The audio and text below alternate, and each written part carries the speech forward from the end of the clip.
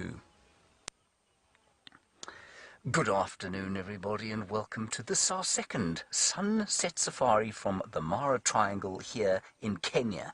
Look over there, there are zebras, there are wildebeest, there are elephants too. This is Safari Live. Ready.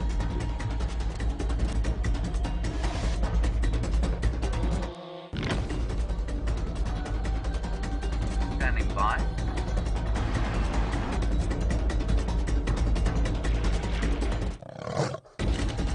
Five, 4, 3, 2, 1. You are live, you are live. Now, we've been sitting at this crossing point for the last 20 minutes or so. We saw some unbelievable action here earlier today, and if you were lucky enough to catch our Facebook Live broadcasts, well, you would have seen a little zebra, unfortunately, meet its death at the teeth of those vicious, enormous reptilians lying satisfied with their meal on the sand there.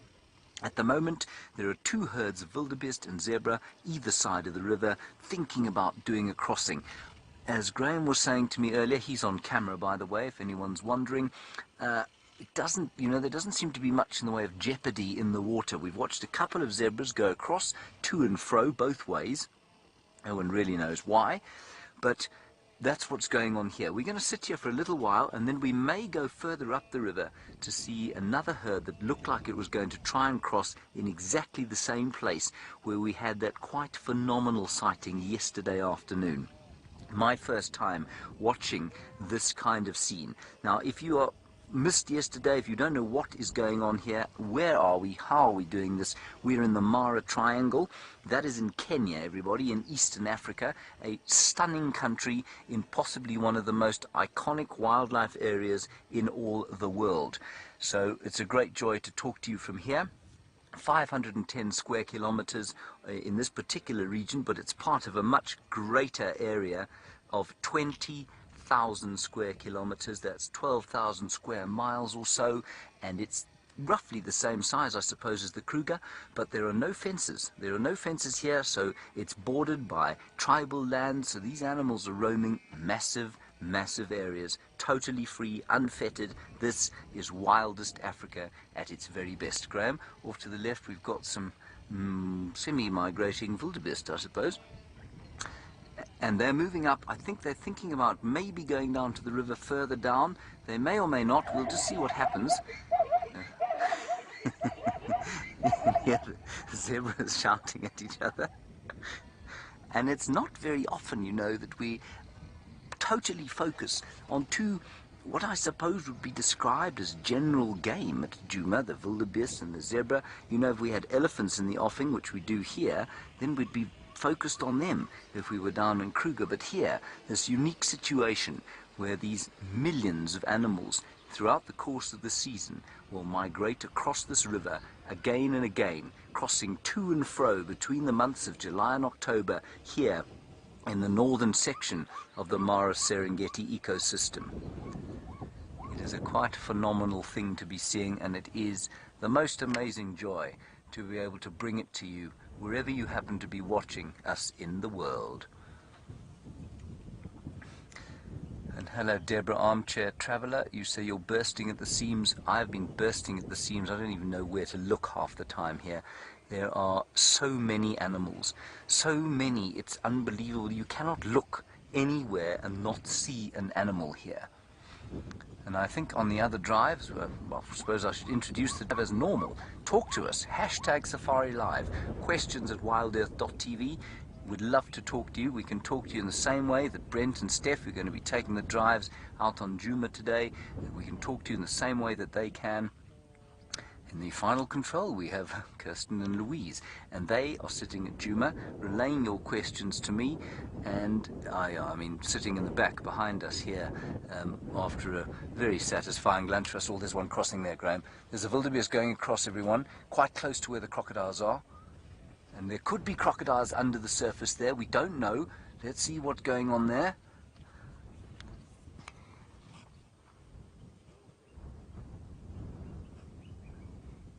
Hello, George. Thank you. I'll tell Graham that you are very pleased that he is learning the camera well. Well done, Graham. I'll pat him on the back for you, George. Now, I think that young wildebeest is perhaps trying to reach its mother. I don't know. That older one that was sitting up top of the bank there. Well done, little fellow. Well done. We watched one about that size get taken, its whole head enclosed in the jaws of one of those vast crocodiles earlier on. And they could be lurking under the surface here, but I'm under the impression that most of them have probably come out of the water now. So as I was saying, this is possible, of course, because of the man sitting behind me, looking at various technical things. Mr. Peter Braat, of course, an integral part of the Wild Earth team. He set up an astounding number of aerials and things like that. Now, while we wait to see what happens here, very special for you back home, Brent is sitting with our favourite leopard, Sindle.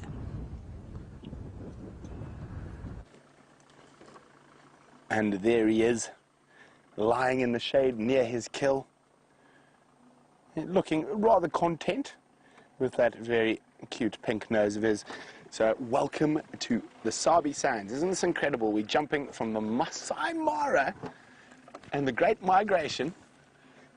Sorry, I've got my sunglasses on my head there.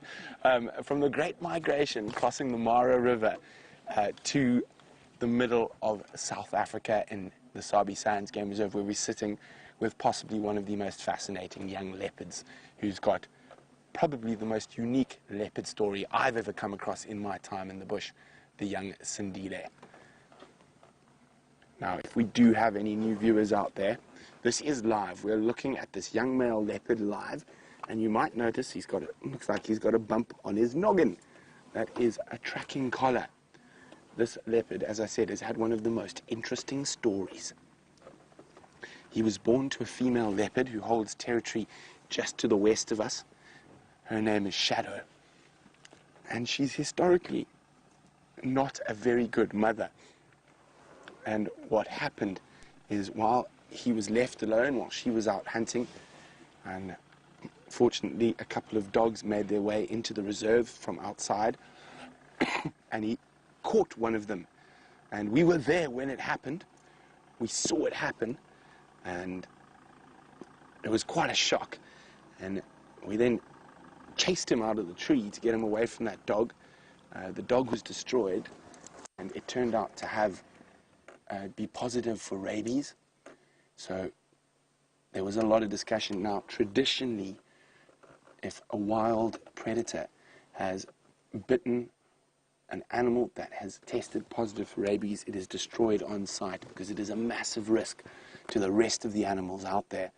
So, for the first time that I've ever heard of, he was darted, taken into quarantine, where he was given anti-rabies injections, and he was out of the bush for about 8 months, and at a very important time in a young leopard's life, when he was about a year old. And then he was re-released back into the Sabi Sands. And that was quite a while ago, and he's been doing really well. He's picked up another nickname, which is the Wanderer, which is not uncommon for a male leopard of his age. He's probably close on 2 years old now. And he now basically flits between different male leopard territories, trying to avoid confrontations, but he's been hunting well. And a lot of people were very worried that he wasn't going to know how to hunt when he came out of quarantine. Now, a very simple thing with all the big cats, even if they've been hand-reared by humans, all you need to do is let them go in the bush, and if they get hungry, they remember how to hunt. Those are instinctive things that are so ingrained in these predators that it is not something that needs to be taught. But this is the most amazing story. And of course, many of our regular Safari Live viewers really love this leopard. And Valeria says, I really love this Sindle, such a special boy. So quite aptly, his name Sindle means the survivor. And he has lived up to that name over and over again. Now, if you want to ask any questions about young Sindle, and if I might have missed a bit of his history or something you'd like to know a little bit more in depth, please feel free to send me an email to questions@wildearth.tv or use the hashtag SafariLIVE on Twitter. So you can't see it at the moment, but behind me he's got an adult female impala kill, so he's sitting pretty, so to speak, at the moment. Nice full belly. And there we go, you can see the tracking collar a bit more clearly now. And it might look a little bit uncomfortable, but as you can see, it's not hampering him. He managed to catch a big impala. Oh, no, half a yawn. Was a big yawn coming? There it comes. Oh, beautiful. Look at those canines. But while we sit here with the very contented-looking young Sindle, let's go say a good afternoon to Steph.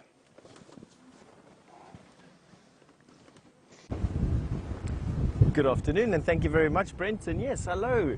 And you finally come through to my car after all the exciting things that have been going on. It's Steph Winterboer, and on camera today we have VM. There we go, quick as a flash. And what we're looking for this afternoon, initially at least anyway, are some elephant.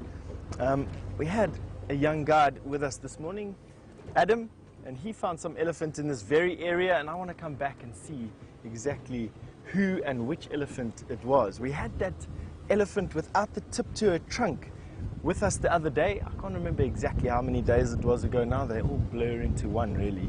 But I'm wondering if it isn't her, and I'm wondering if she'd join up with another herd. They do this time of the year. You find when herd sizes get to about 12 elephant or so here, they will split. The two oldest cows, which will be related with one another, will split across, or split down the middle really, and take half and half. And what will happen then is they will stay in close contact with one another almost throughout their lives. And in times when food and when water resources are very short like they are now, then they will join together and they can form quite large family groups with one another. I think the largest herd I've ever seen together here must have been around 70 to 100 elephant. Couldn't really count all of them, they were back in the bush a little bit. But that's pretty big here. Back in the day, in the olden days, there are reports of elephant herds and agglomerations numbering up to 1,000 elephant in one herd. Can you imagine what that must have looked like? Now we're on Nyala Road South. It is a very good place for elephant, and the reason for it is this drainage line. This drainage line is the same one that comes from the dam wall at Buffelshoek Dam. It flows from the dam to where we are now. So we're going upstream towards Buffelshoek Dam. And yesterday, during midday, VM and Brian went out to Buffelshoek Dam to go and get some interesting camera shots of the cracked mud there. And lo and behold, and this is totally astounding, but there were a whole herd of elephant there, some zebra, a giraffe, and some impala as far as I could gather, and they're all sharing that little mud puddle with no water in it. Oh, and the hippo was there as well.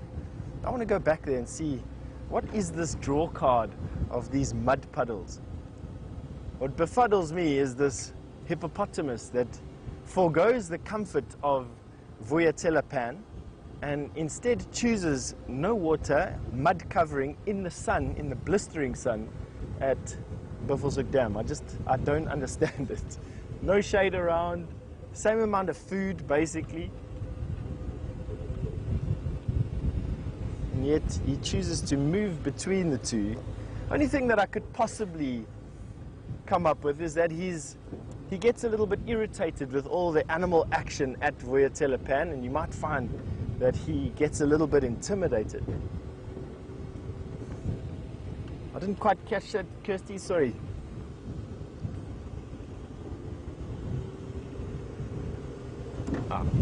Sorry. Kirsty was just giving me a little bit of an update there that, I don't know, I'm switching. I took over Brent's car. I took over Rusty today. All the settings are different. Raina, you've just asked me what that piece of equipment is. Let me just stretch across. There we go. That VR, there we go. That is a 360 camera. Let me just stop here so that I can speak to you properly about it. That piece of equipment that you see over there is a ball of cameras, there you go, that shoot 360 degrees. And we use that to shoot content. And imagine if you were sitting, if your head was in the middle of those ball of cameras. And we use it to shoot virtual reality content or 360-degree content. It's a new thing that's come around. I don't think it's too new, but it's a rave for me at least anyway. And it allows for more immersive experience.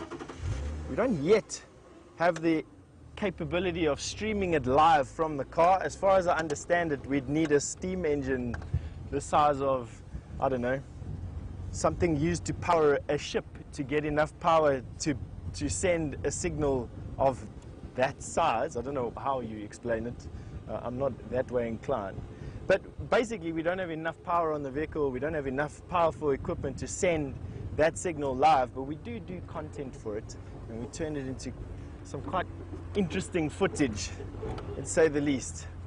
For me, I quite enjoy this thing. It gives you the ability to look at a piece of footage any way you want. You can look up or left or down or up or to the right. You can look around and you can turn in a circle if you want. Just one of these amazing things that we're doing. And not to take any power away from that little machine, but just as amazing as it is seeing and having James Hendry as a feed for you today, all the way from the Mara Triangle in Kenya, 4 countries away. I don't know, it's just some spectacular witchery and wizardry, sorcery going on to do all this stuff for you. And only set to get better. All right, we've got some elephant tracks on the road now. The tracks are going in this direction, which is good. All heading towards the dam. I hope they're still around there. Let's go and have a see.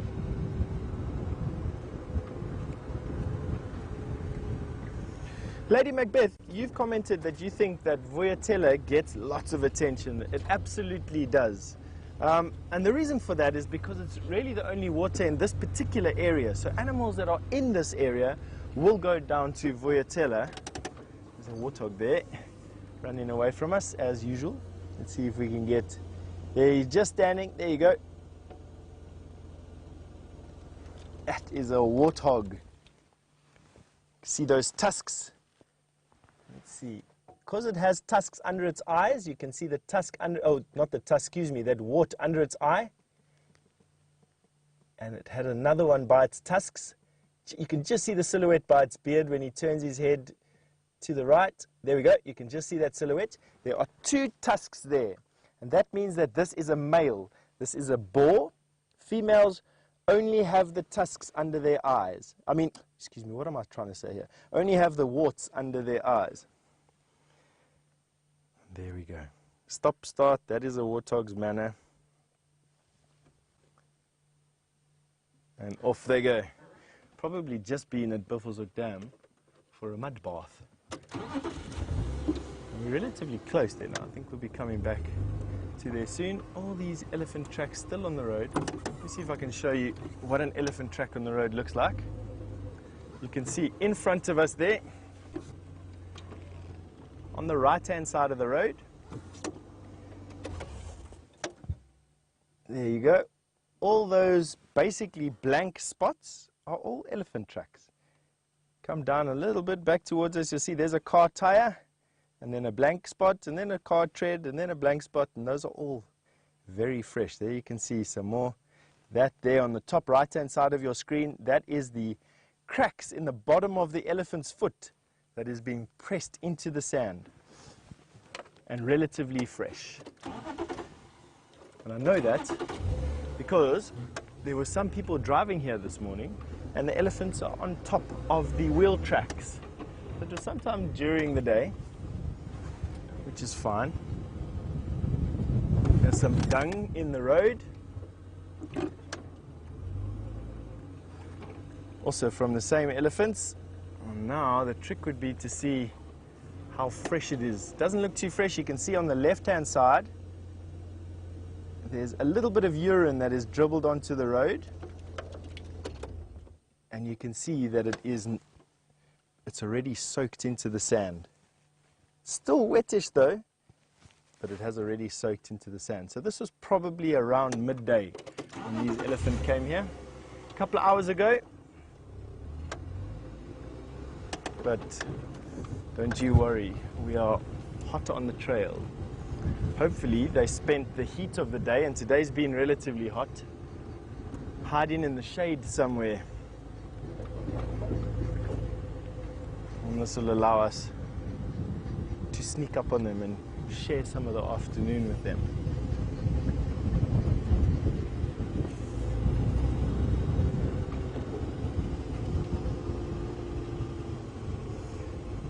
Don't forget, if you have a question or a comment, you're welcome to send either through to the email questions@wildearth.tv or the hashtag SafariLive on Twitter, and we will try and answer your questions as quickly as we can and as many as we can. Alright, we might go through a little bit of a signal dip here. There's a little bit of a signal back hole here, but it won't be for too long. I'll speed up through this particular session or section of road. Elephant tracks are still on the road, still going up all the way to Buffelshoek. Ah, there we go, found them. And there's more in the front. There we go, so we followed the trail of breadcrumbs basically.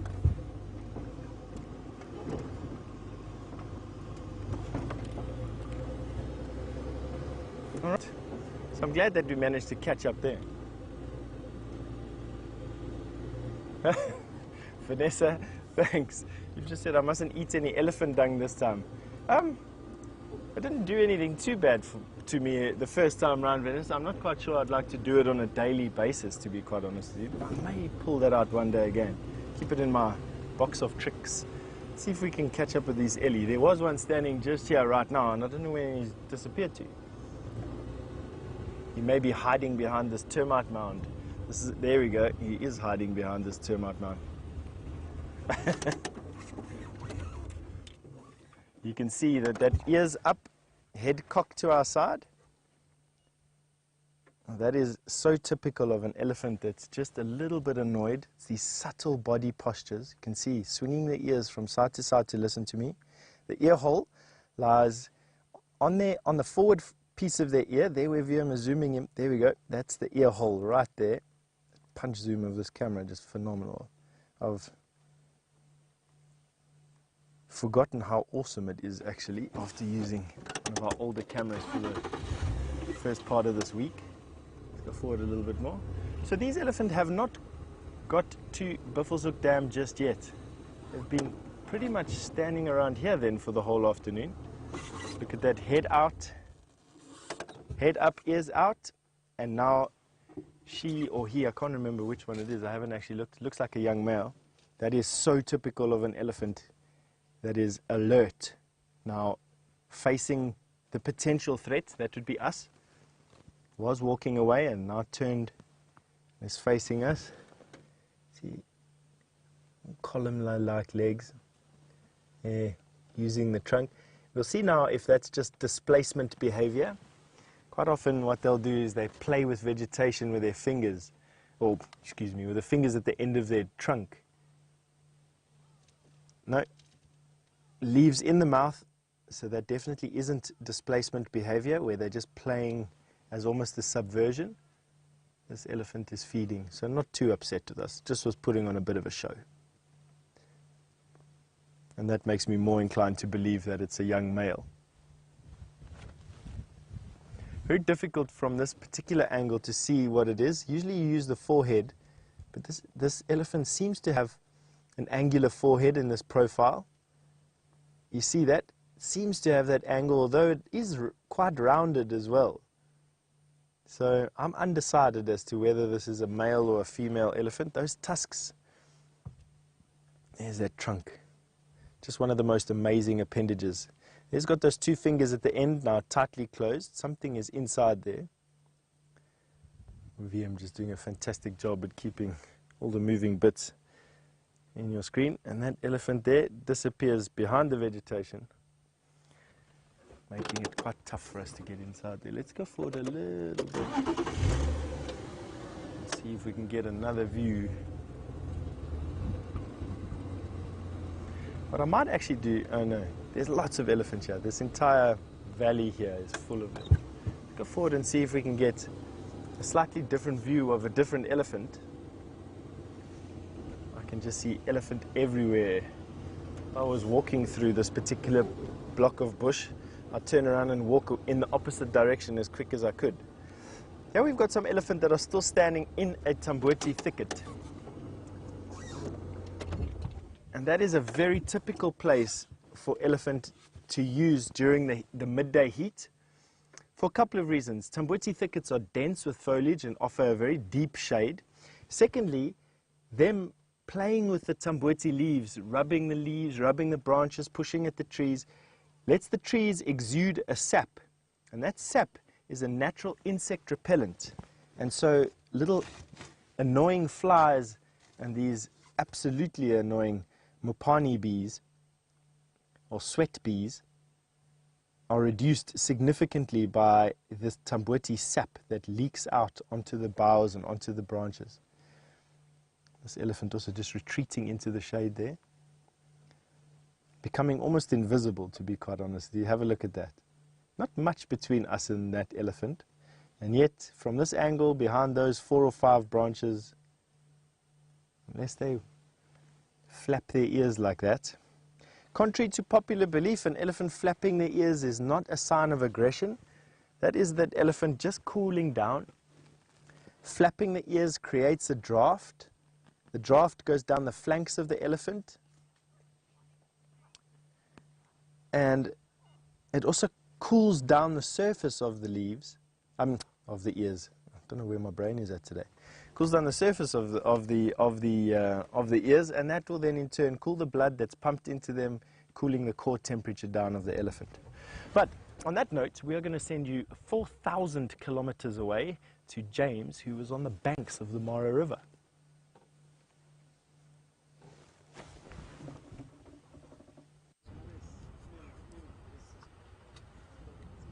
Hello everybody, we've moved into a different section now, and just the other side of the river is an enormous herd of wildebeest. Now, they looked imminently like they were going to cross where they are. They are, well, seemingly about 7,000 kilometers away, but the only other view we had was taken up by some much more patient people who waited where we first started this afternoon.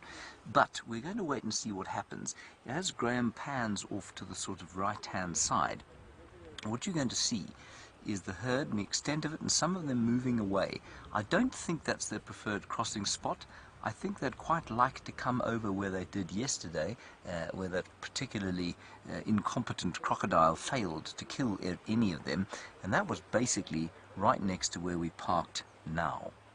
So we'll see what happens. They do tend to be very much affected by where the vehicles are parked. So if they look like they're going to cross in a particular place, the vehicles park, and then they're unlikely to do they're unlikely to try and get past the cars. And so, yeah, there's no question the number of vehicles here is having an effect, but I've been quite impressed with how sensitive people have been about not blocking them when they are actually on the move. So we'll see what happens here. I think we're learning as we go along here, and it seems to be that the main aim here is to be as patient as possible, and that your patience will then be rewarded. Hello, Donna. You say, what is the score? Crocs 3, zebras -1, wildebeest 3, hippos -1. Donna, it really is difficult to say. Like I say, we're completely inexperienced. We watched what can only be described as a lackadaisical and fairly effort-free fat galumphing crocodile here last week, at least yesterday, making very poor attempt to catch wildebeest, and we thought maybe it was more difficult than it looked on all the documentaries. Then, today, well, there's a zebra coming across here, Graham. You won't be able to get him, but he's going to pop out over here. It's swimming. Yes, indeed, swimming. Yes, not walking on the water. Swimming. And sorry, everybody. Graham, for a second there, thought that we had found the zebra's answer to the Maasai and that they were going to walk across the water. Here we go, and we've got a crocodilian about to devour one of the zebras behind where we can't see it. And Charlie, you say, yeah, Charlie, sorry, you say your heart is always in your mouth when you watch these crossings. Yes, mine too. It is absolutely astounding. It is completely like running a gauntlet, especially. So just back to my story before Graham spotted, never mind what Graham spotted. Sorry. So back to the question. We had the incompetent crocodile here yesterday. Didn't catch anything. Then we watched an amazing scene earlier today. I think we are actually in the right place. There seems to be some movement around here. What about popping forward? Yes, can we go Robert, forward? can we go forward? There's going to be some jerking around, everyone.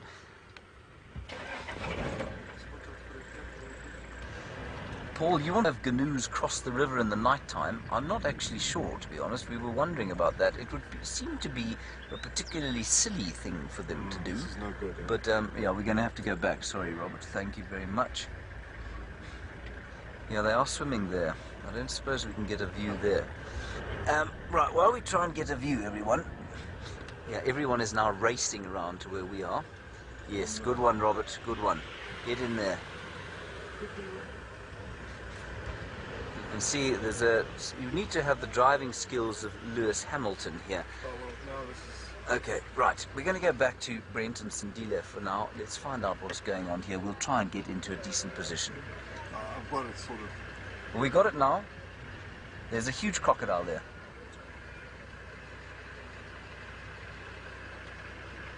Okay, we're going to stay with us, everybody. Lewis Hamilton over there got his vehicle in. Yeah, okay, we're actually set up very nicely here. How's it going there, Graham? Good. You see nicely? Okay. Do you see the cock in the front? Quickly finish what I was going to say to you.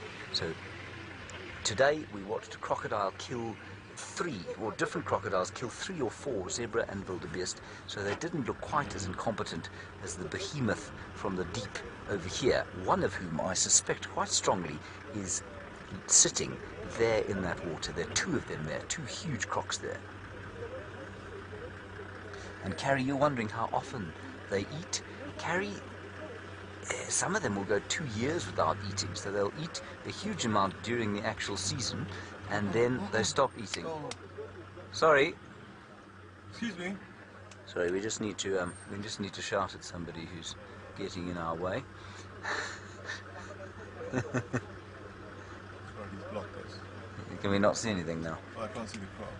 Okay, we can't see the crocs. We need to tell him to move. He must move. Hello, Cat in Tampa. You say, will crocodiles only eat on the beach or in the water? Cat, they eat almost universally in the water. They don't eat on the beach. They can't eat on the beach. Sorry, everybody. We're just trying to figure out what's going on here. We've clearly got into quite a good position, and you may be able to hear that it doesn't sound unlike downtown Los Angeles right now. But we'll figure it out. We'll muddle our way along here.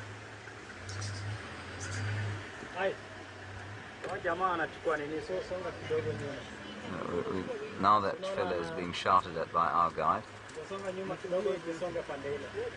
Hello, P. Hart. You want to know what speed the river travels? Well, we think the river travels probably... it's a gently flowing river. There are a couple of rapids here.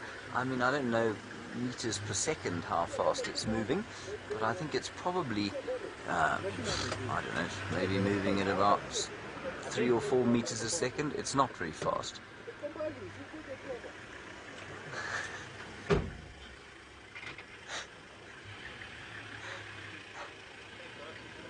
Hello, Janet. The reason they make everybody travel in a covered vehicle is a very good one. It's because basically one hesitates to use the term free-for-all, but it is certainly the term that comes to mind first. And basically, you can drive into this car in the same way that you can drive into the Kruger Park on your own. You don't have to have a guide. You're free to do what you want. There's no real regulation of the guiding or the activities, and so it's just safer to make sure that people have a roof over their cars, same as in the Kruger. You know that on the private concessions like Nkuhuma, where you've been watching beautiful Sindle, well, you know that it's perfectly safe But that's because Brent is trained, and Steph's trained, and I'm trained, and Jamie's trained, and that makes it relatively safe. Here, you don't know what you're going to get. Let's go back to Sindle. We're going to mess around here and see if we can't see what happens with these wildebeest. It's definitely going to be worth waiting here, though. So let's go back and look at our favourite cat with my old pal, Brent Leo Smythe.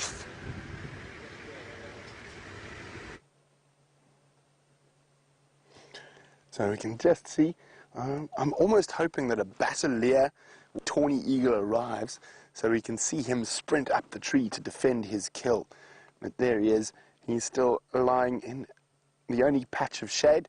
We are happily sitting in a bit further of the same tree's shade, and there's not much shade out in this area where we are at the moment, and it is nice and warm today, probably close on 90 degrees Fahrenheit.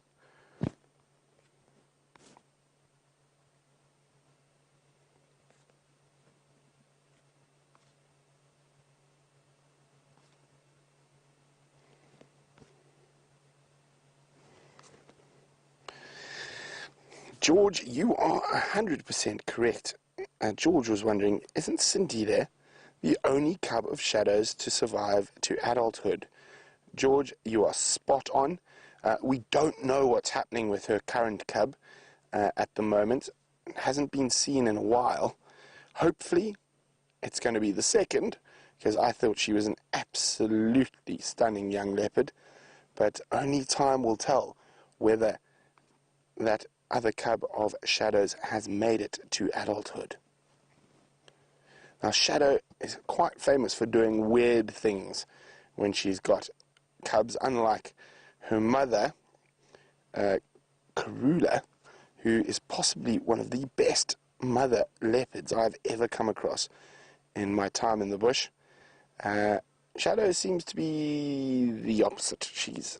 I know a lot of people might disagree with me, but I think she's lost a lot of her cubs because she doesn't hoist kills very often. It could be because she's such a small leopard, but her mom is also a small leopard, so that those cubs are often encountered by hyenas on the ground, and they're not quick enough sometimes to get away. And while she's got cubs, she starts mating and doing other strange things. As I said, Shadow is an interesting one. You never know quite what you're going to get.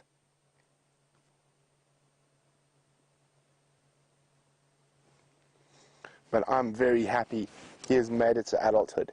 So a leopard cub up to about a year old has a mortality of about 70%. So it's incredible. So only 3 in 10 leopard cubs born generally make it to adulthood. Now, a lot of people would assume hyena and lions are the biggest killers of leopard cubs. It is not, however.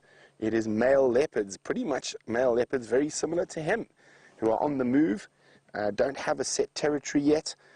They are big killers of young leopards. So he is very much a potential threat. If Shadow hasn't lost that other cub, he is a huge threat to that cub. Now, we're right on the periphery of Shadow's territory. We have actually seen her in this area quite a few times. The first time I ever saw her live and on foot was probably 50 meters from here. And he's enjoying that shade at the moment, snoozing away. Now, of course, we speak a lot in generalizations when we talk about what kills leopards, what happens. Of course, we can only really say for sure about the ones we know, and I'm 100% certain that, I've seen in spending time with animals, they have the ability to surprise you and do something completely unexpected at any time. Now, Jennifer says, I think he's dreaming. Well, I'm not so sure, Jennifer. I haven't seen any twitchy mouth or twitchy paws. And I'm watching his ears quite carefully, and he's still listening around.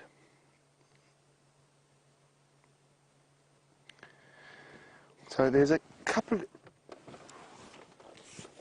Well, we're going to sit here, and as you can see, young Sindile isn't going anywhere, but Steph's got some pachyderms on the move.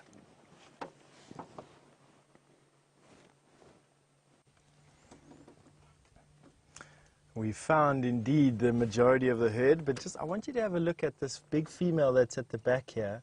She's got a collar on. There you can see the collar just on the top there. So very similar to how Sindle has his collar on for research and study. It just so happens that on the same day we found a female elephant with a collar on as well. Now I've seen female elephants with collars on before, and the data that some of these collars actually provide is just most amazing. But this is a young elephant with only one tusk. It's a male, a young bull elephant. You can see how beautiful that tusk is. See the cracks in that ivory? Obviously looks much better with an elephant wearing it than anyone else.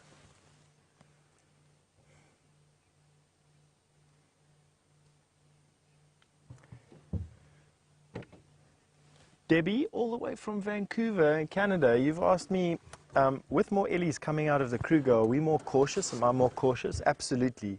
Debbie, I'm more cautious with elephant all the time, whether I know the elephant or not, or whether I know they're being habituated or not. Elephant, they are, in my opinion, the scariest animals out here, and to be treated with much caution all the time. You can see this young bull wants to come and say hello. He is not feeding. He changed course to come and stand here right by us. He's probably no more than 3 yards or so from the front of my vehicle. He's not showing any aggression whatsoever. He wants to just investigate. He's just a youngster with a little bit too much energy. Hello, boy.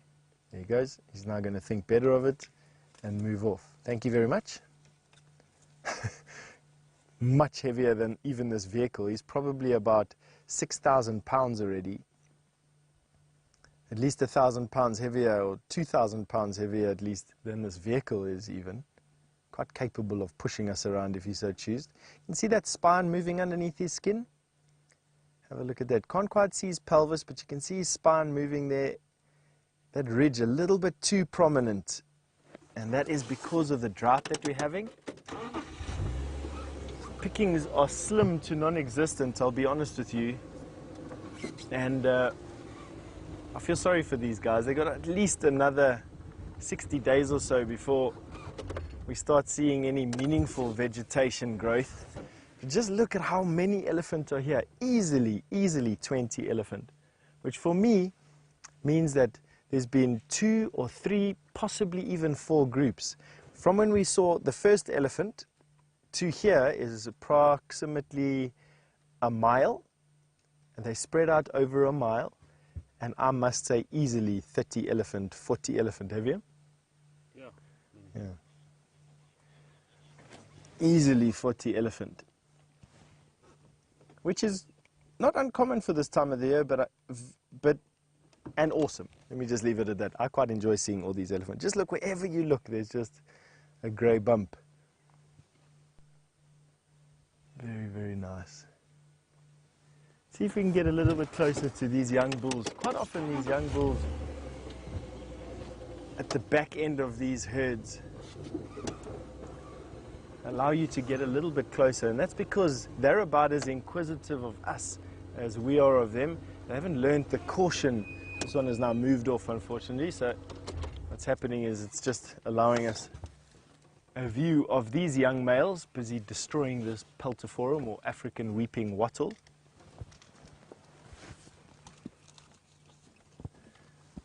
Breaking of branches and cracking of wood.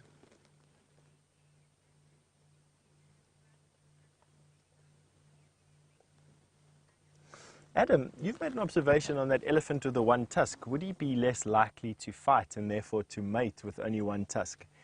You know, Adam, I'm actually going to say yes. He is less likely to mate. And the reason for that is because even if he's a supremely large elephant, he'd have to be massive, enormous, all these other big words that we like to describe, because he's at a distinct disadvantage when fighting. Elephants fight with their foreheads and their tusks. And the stronger elephant, the one that it can exert the most dominance over another, is the one that the females will choose to mate with them. So females are in estrus for a while. They give off a pheromone that drives these elephant mad, or at least elephant that are in a condition called muths, where they're more receptive to the female pheromone. Males of equal size and stature will combat with one another, and the more dominant one will be the victor. It's not to say that he will never sire a baby. Quite often, elephant herds are left unattended by the really big bulls. By the time the female elephant cow ovulates, the biggest bull that is in that herd will get the chance to mate with her. That is just how it works. So it's not to say that he will never get a chance to sire a baby, it's just he's less likely to do so. Yes, they're just trees swaying in the distance. That is awesome. And talking about trees swaying in the breeze, there is a tree with Brent that's got a cat in it, I think, if he's in the tree, or at least his food is in the tree, his dinner.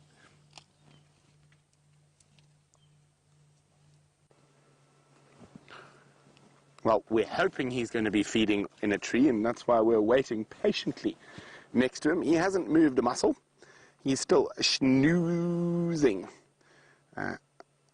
under a big, well, not a big, it's actually a very small torchwood or greenthorn, but it is some of the only available shade in this area. There's not a lot of shade in this area, as you can see, and even the kill is in a tree. He probably wouldn't be his first choice, but I think he might have decided it was safer to get it up and out of the way of any potential other predators. So not a great place to feed, especially on a hot day like today, and it certainly feels like summer might be on the way.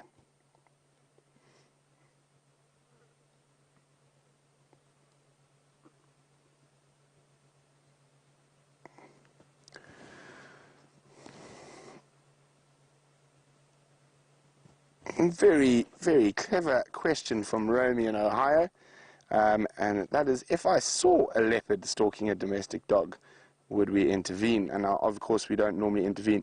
I most certainly would intervene in that case. We definitely don't want another Sindle scenario. I would definitely I would chase the leopard, I'd shout at him, say, "Stop it, you're a naughty boy," but in possibly a bit more in an aggressive voice, and I would get hold of the Sabi Sands, so they can come deal with the domestic dog. Now, a lot of you might think that is quite harsh, because when I say deal with the domestic dog, I mean move it to another plane of existence. Now, very interesting when it comes to rabies, and I've read up a lot on rabies because of what happened to Sindile, and also because at my reserve at home we lost our whole pack of wild dogs to rabies last year. At the same time that Sindile got rabies, we also had to destroy almost a lot of our black-backed jackal and side-striped jackal, because they are also great vectors for rabies. So I did do a lot of reading.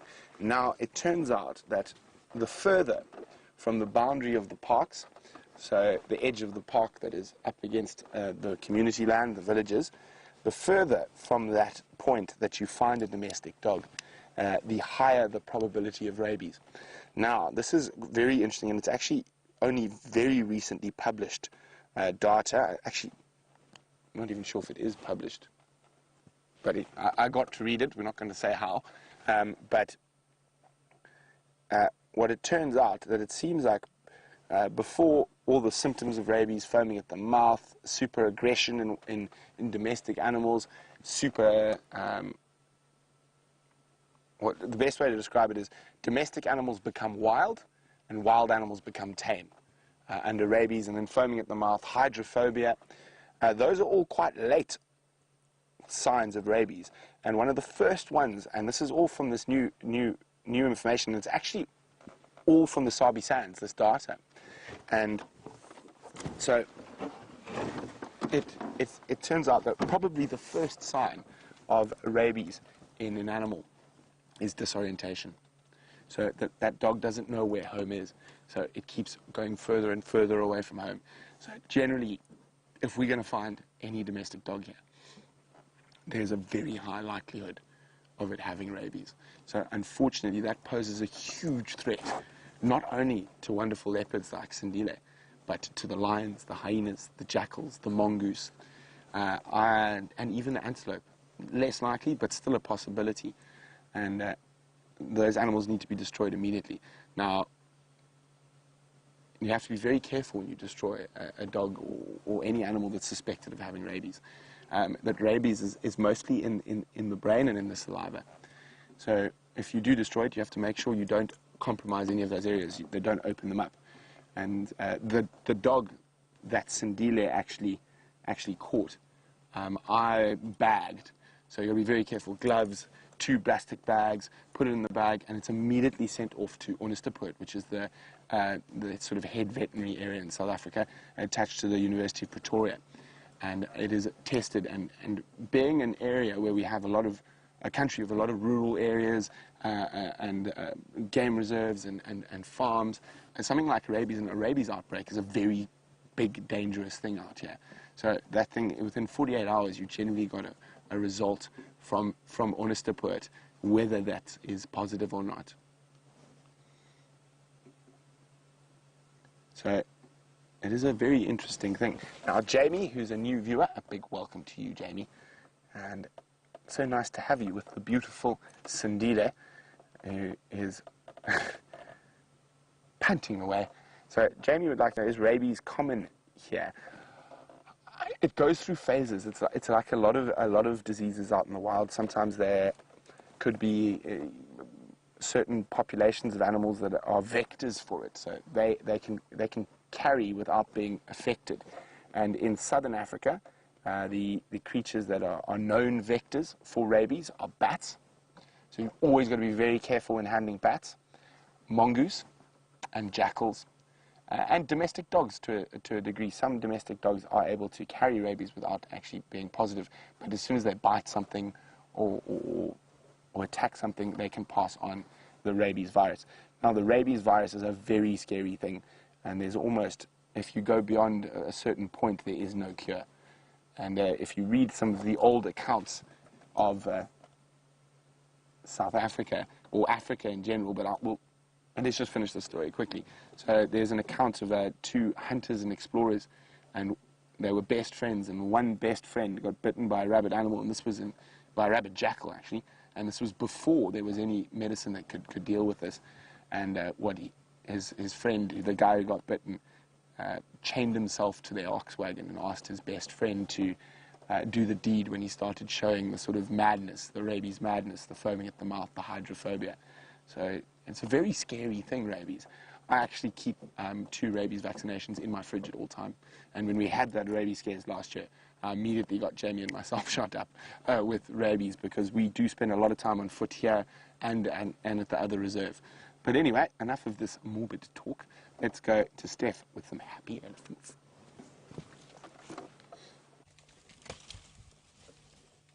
We have just been surrounded by elephant. We've got dust and bark busy blowing all over us at the moment. And the reason for that is that, unbeknownst to me, I parked in the middle of this variable combretum thicket, and these elephant have just moved into this thicket and are now debranching trees to get at sticks big enough to put into their mouth, to literally just eat the bark off of the sticks. That's all they want, is just the bark. You can see that elephant just through there, just busy with the last bit of stick. And the trunk snaking around for branches. This elephant literally is 2 yards in front of the car. She pushed down this tree and the branches flicked over us. Let's see what she does now.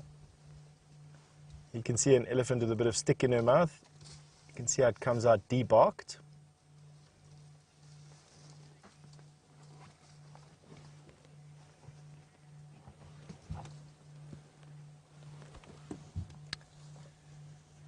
So, we've just got an email from somebody that didn't send through their name, so I can't say hello. Please, next time, send through your names with your emails. I'd love to be in touch with you personally, so to say, with this answer. That's what I really wanted to say. It was like, you just asked if these elephant, if they approach the car, would I drive away, or would I allow the elephant to explore the car?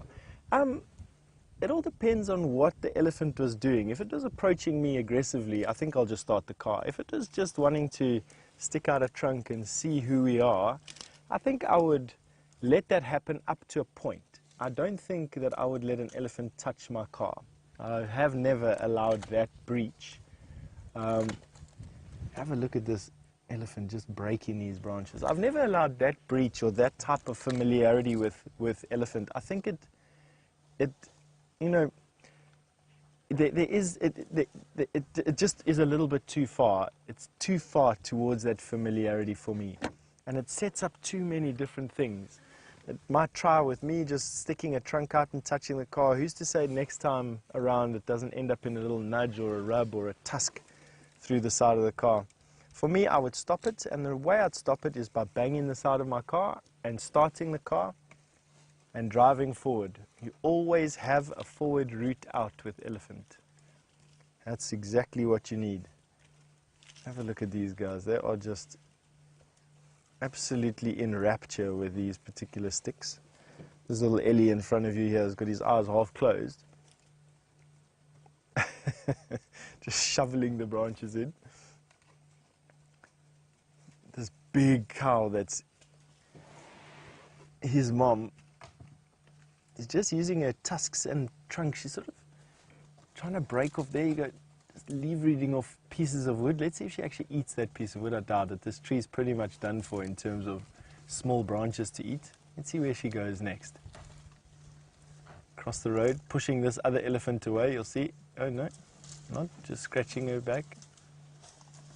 That elephant there's finally managed to leverage off. No, he's going to use his mouth to try and bite off a piece of branch.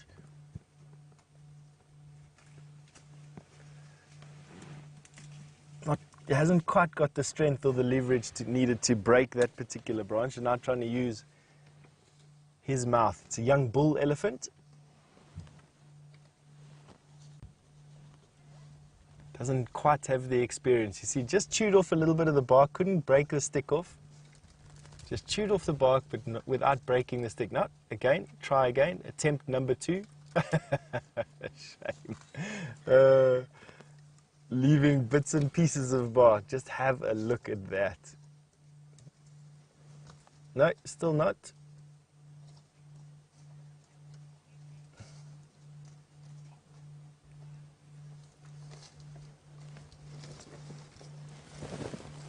Nigel, all the way from the UK, you've just asked me how long until survival becomes a problem with them just eating bark. They don't only eat bark at this present moment in time, Nigel. It's just they happen to be in a thicket of these trees of which they only eat the bark.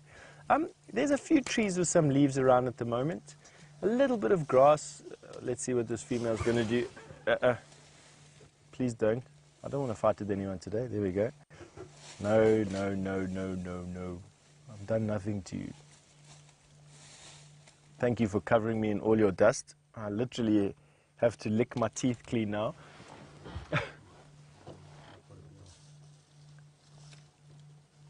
All right. Lovely, hey? So, Nigel, they don't only eat the bark, they're also eating a few leaves. I must be honest with you, I don't think that they can go much past the next 60 days or so, just looking at the condition of the bush. The nice thing is that spring is around the corner.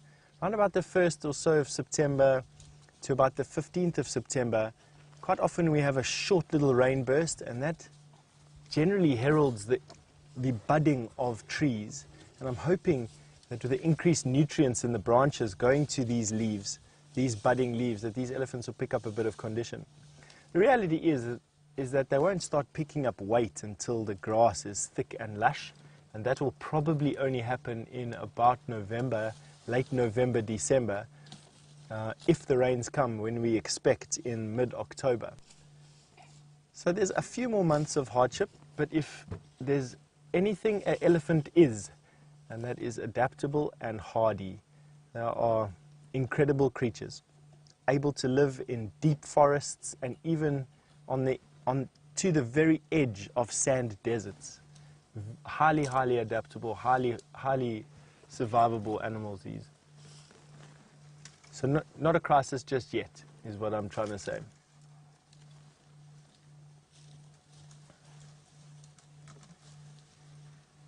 Female.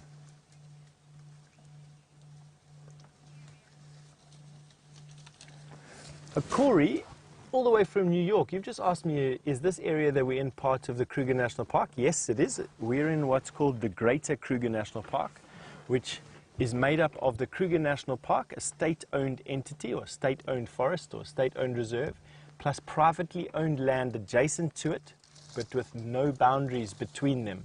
So the animals are free to roam wherever they like. We're in a privately owned portion of this Greater Kruger National Park. It's actually a collection of privately owned portions called the Sabi Sand Game Reserve. And inside the Sabi Sand Game Reserve is a piece of land called Nkuhuma, and that is exactly where we are at the moment. Is Nkuhuma Private Game Reserve inside the Sabi Sand Private Game Reserve, adjacent to the Kruger National Park, and in the Greater Kruger National Park Reserve or Biosphere. This is the elephant just using a trunk. There we go. Branch is proving difficult to break. She's having to use a bit of force to get it. Oh, there she goes. The entire branch. Okay.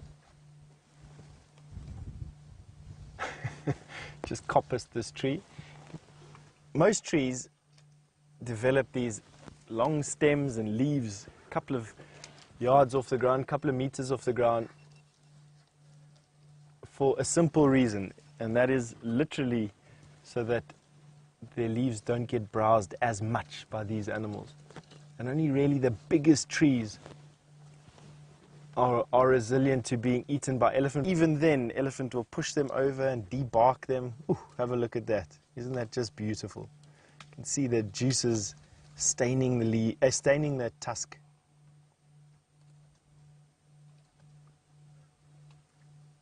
Absolutely fabulous sighting of elephant. It's exactly what I felt like this afternoon, exactly what I wanted to show you this afternoon, was these close, really close, relaxed encounters with the Earth's largest land mammal, the African elephant.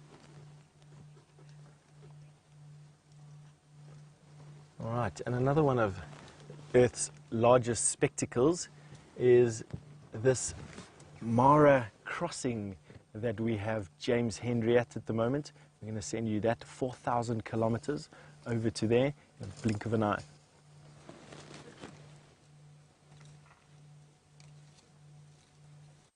Any good spot for lions here in the area?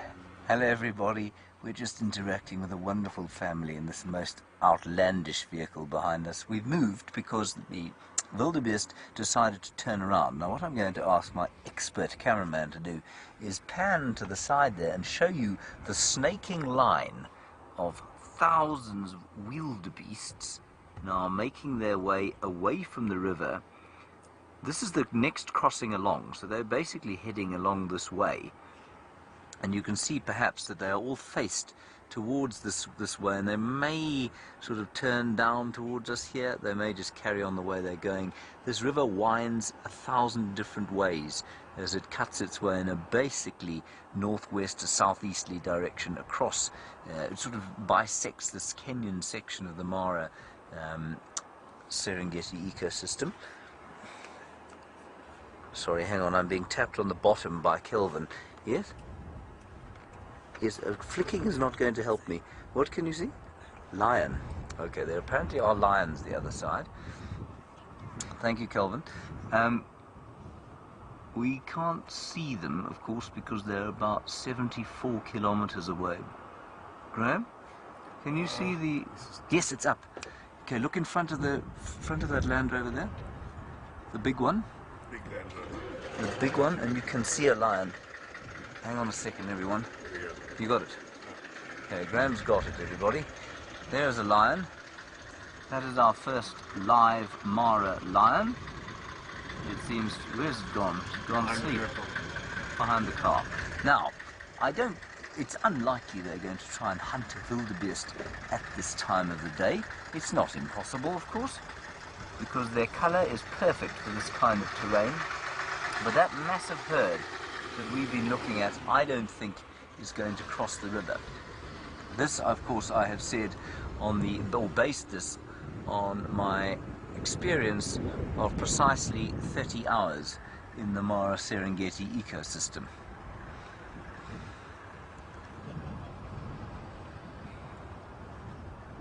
And then the other thing we need to show you here is a massive crocodile.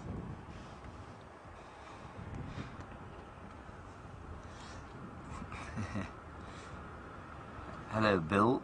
You say, if I wanted to cross the river, which I in escape don't, and I was a wildebeest, where would I want to be? The front, the middle, or the back of the herd? I would inescapably want to be at the back, at least in the middle of the herd. It is from there that safety, herd safety, is its most effective. Now, definitely at the middle. Bill and everyone else, I think, I'm not sure what we're going to do here. We're going to sit here for a few more minutes, and then we'll probably try that very first spot that we were at earlier, because I don't know that there's going to be a crossing in this particular area. That crocodile over here, Graham, if you look at it, he seems to be something of a geophage. You see he's eating that rock. Yes, he seems to be eating a very large boulder of volcanic rock, which doesn't say that he was about to eat a wildebeest. Very nice.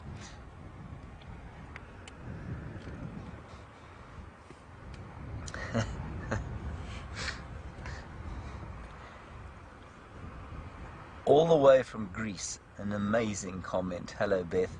You say you discovered the stream yesterday. Beth, yesterday was the best possible day to discover the stream, because the first time we've managed to broadcast live from Kenya.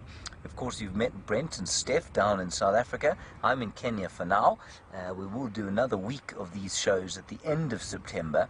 But yeah, what a great time to join us, and so good that you can join us, and especially thank you for telling us where you're from. It's always nice to know where in the world you happen to be from, and there you are in Greece. What we're going to do now is we're going to probably show you, we're not going to move, we're going to show you, my expert cameraman is just going to show you the roof rack. He's not really, actually. What he wants to show you is a giant herd of animals that most of you will never have seen before.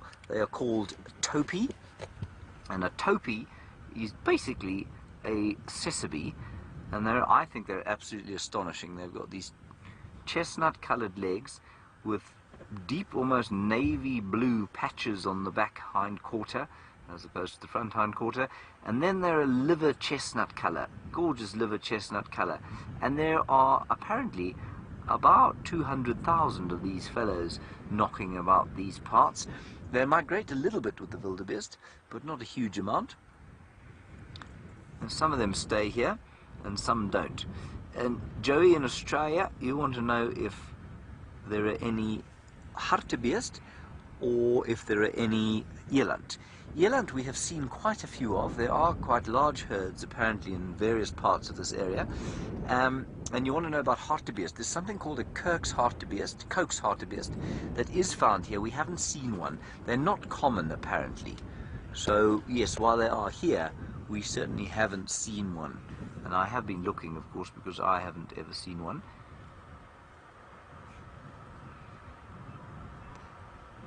It is just amazing that you can sit with your binoculars or with a long lens like Graham's using now, expertly, as I said earlier, and you can just see for miles and miles. You can see an unbelievable array of animals. There you're looking at the largest safari vehicle next to the Wild Earth safari vehicle, of course, in the world, driving through the Maasai Mara, at least the Mara Triangle. Hello, James. You want to know why it is that the crocodile would be sitting with his mouth open, other than the fact that he enjoys eating volcanic rocks. There seems to be for temperature regulation quite a lot. They like to do for temperature regulation. They flap their the gular pouch, not it's a gular flap, in much the same way that birds do, giving a sort of an indication of birds' ancient history and evolutionary past. But they flap that to keep cool. But that's the main reason, I think. I don't think there's any other real reason for it. It's not very warm, though, so I don't know why it is that that crocodile will be lying with his mouth open. it might just be to breathe, perhaps. I don't know. We also know, of course, that if you've ever seen it, and it is an astounding thing to see, you find egrets, cattle egrets, will go and clean out and pick the bits out of a crocodile's teeth. This is not recommended unless you have an extremely strong digestive system, because, of course, the disease available in a crocodile's rotting tooth flesh is probably going to kill the likes of you and I. Ooh, and there's a giraffe. Look at that. That is a Maasai giraffe, everybody. That's our first one. Now, it doesn't look totally dissimilar from the ones that you get there in South Africa, which is the southern giraffe. But if you look carefully, you can see the markings are slightly more irregular. And at this distance, I don't suppose it looks too different, but perhaps you can make out how the markings are very different. We had a lovely question about whether or not, or how it is that how many animals die from drowning versus being chomped by crocodiles during the crossings. I don't know what the stats are, you know.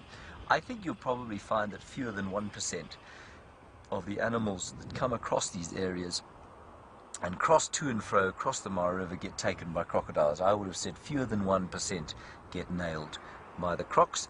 I think very few of them will actually drown, except during those first crossings where the banks are very steep. Then I suppose it might happen. But I think you'll find that the death from these crossings is, I'm going to say less than 1%. But remember, 1% of 1.5 million, every year, if my maths is correct, hang on a second, is 15,000. There we are. Phew. I got it, Louise. Thank you very much. Well done.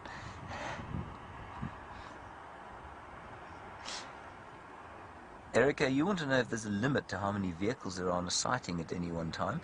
Erica, it's supposed to be 5, and that's for a sort of cat sighting, but for something like a crossing, you know, if there's space, then there's no real reason to limit it to 5, and so then it does tend to something resembling a free-for-all. But you know, at a crossing, because there's space and you can see, and it's not you're not going to block animals' movements, there's no real limit. But yeah, it's supposed to be 5. So for example, at that lion sighting, it's supposed to be a 5-vehicle sighting. All right, we're going to move on. We're probably going to go back towards the first place that we saw those wildebeest crossing. We'll see if we can't see if anything's going on there. And while we do that, let's go back to our favourite kitty with Brent Leo Smythe.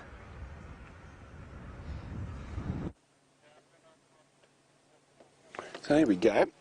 He hasn't moved an inch, but I'm really waiting for him to climb up the tree. And I'm quite sure as the afternoon cools down, we're going to get that chance. Now, isn't this incredible? I just did a little bit of maths while you guys were with James in the Maasai Mara. Now, you have just leapt instantaneously from a live safari in Kenya. That is exactly 2,623 kilometers from where we are sitting here in the Sabi Sands. It actually literally blows my mind. Now, I'm terrible at maths, but I'll try to work that out in miles.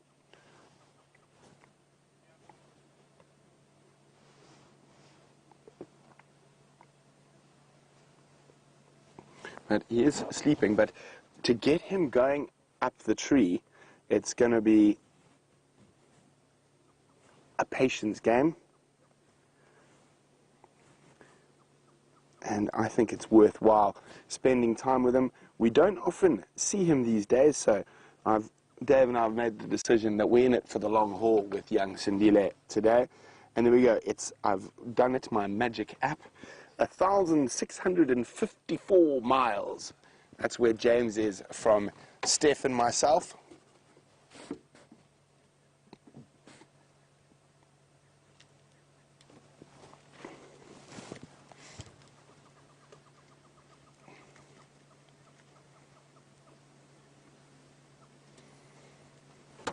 Laura is wondering, do we recognize Sindile without his collar on? I think we would, Laura. We have spent a lot of time with him when he was younger, and he has a very distinct 3-3 spot pattern, if my memory is correct. Should be 3-3. Well, if he looks this way, I'll get a picture and we can double check. I'm pretty certain it was 3-3.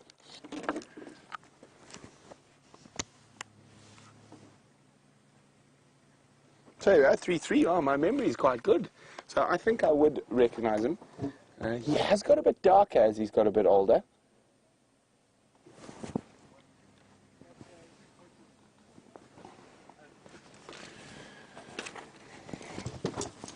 Chris Rogue is wondering where we are. We are in the block between Aubrey's Road and Sandy Patch, very close to Vuyatela access. Now Herbie actually tracked him from Arethusa all the way here. So I gave Herbie a big hug after drive to say thank you for finding him for us.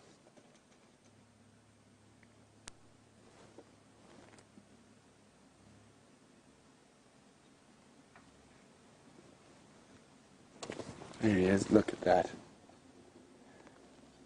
He is going to be a magnificent specimen when he's older. But now from a terrestrial predator to an avian predator.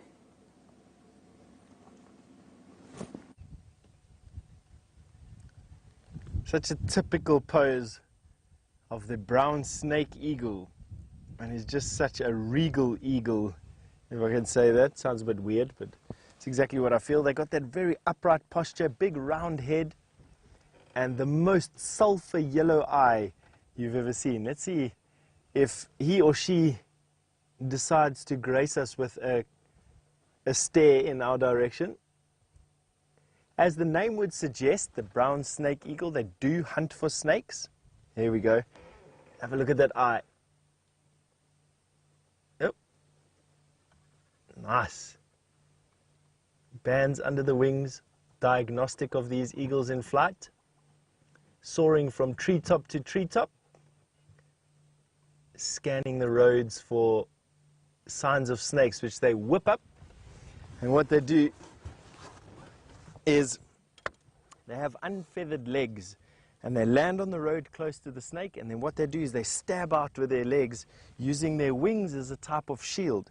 So they'll they'll move their wings, which distracts the snake, and as the snake looks at the wing, they bash into the leg and they kill the snake with swift kicks and crushing force of the claws. And that's what they eat, snakes. They'll also take lizards and they'll take mice and things, but they're quite good at catching snakes. And I'm glad we got to see not only the bird sitting, but also the... Oh, Jesus, what was I doing over there? Today I am a Norman Nowhere with my brain. I'm not too sure where it's at. I'm scatterbrained today. And yeah, gave us the nice look of those eyes, those big yellow eyes.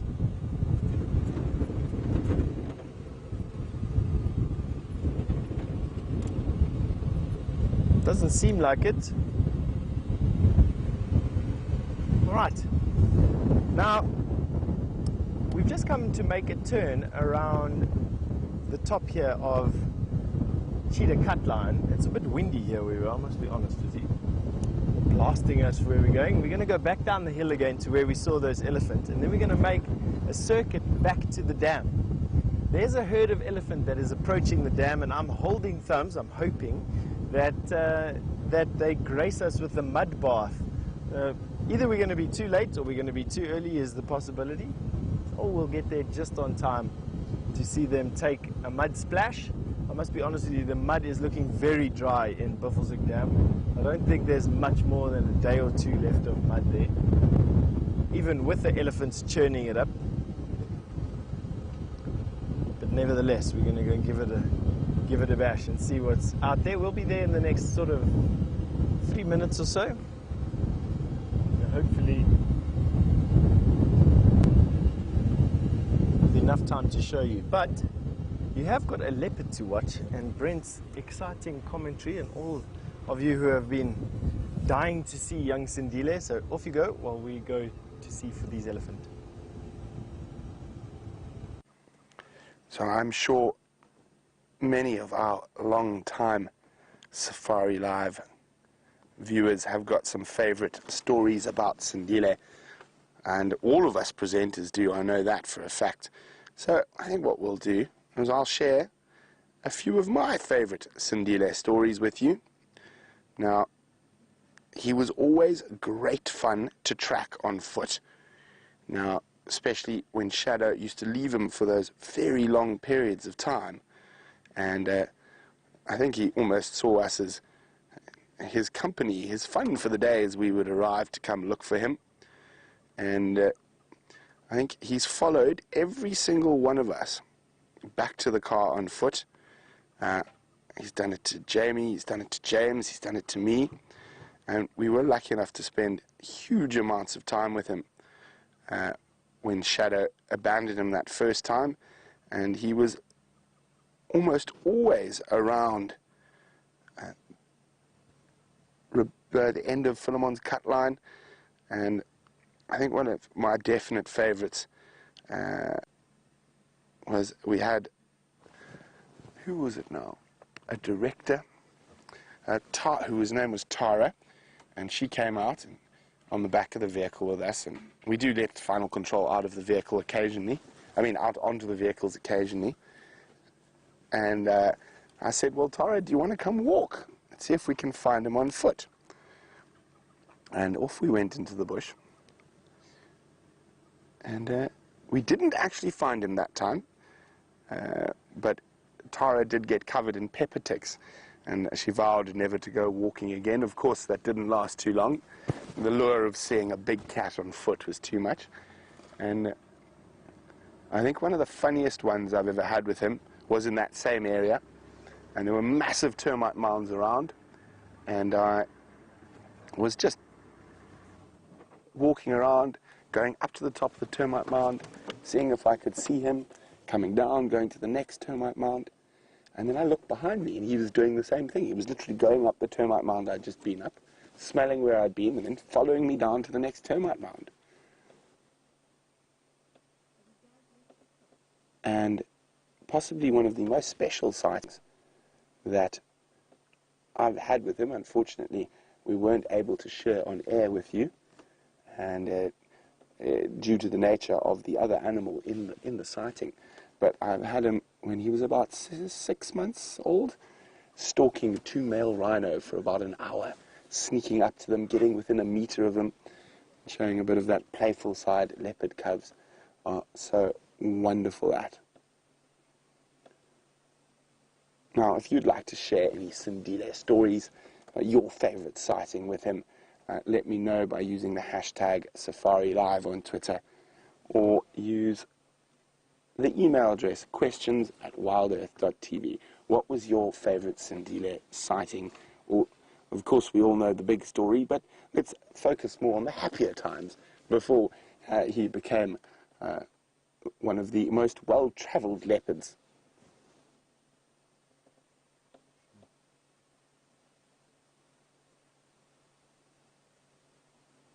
Debbie Vancouver says her favorite Sindile story was when he stalked Jamie, and that day he stalked Jamie from about 100 meters from the car. He followed her all the way back to the vehicle, so all she had to do was jump into the driver's seat and go live with him lying about this distance away.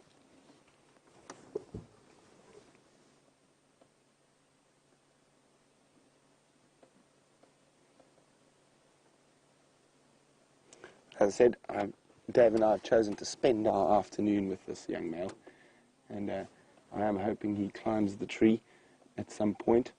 And it is so special. We haven't seen him or had good sightings of him for so long, and I definitely think, while we've got him, we should maximize our time with him. Even if he is a sleepy catty.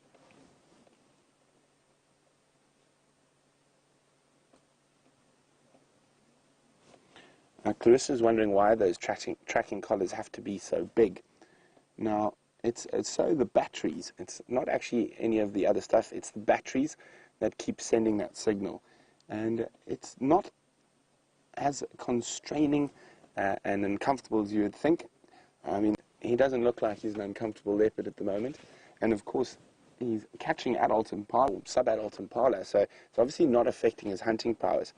And unfortunately, he had to get this collar due to the nature that he went into quarantine, and they need to keep a track on him to see what happens. From a scientific point of view, it's really, really interesting, and there's not much data on these type of situations because this is a unique situation.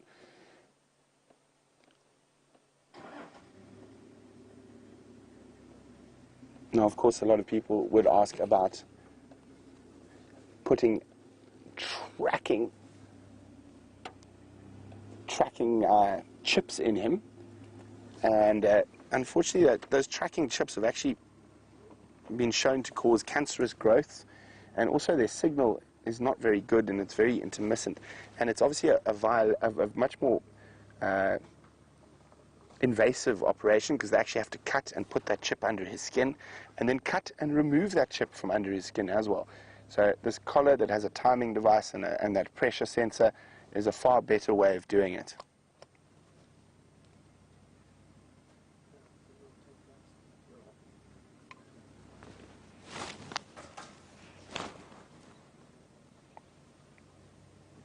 Jenny says her favorite Sindle moment was when there were hyenas around and he leapt into a tiny tree. Now, he did do that quite a few times, and it's been very amusing to watch.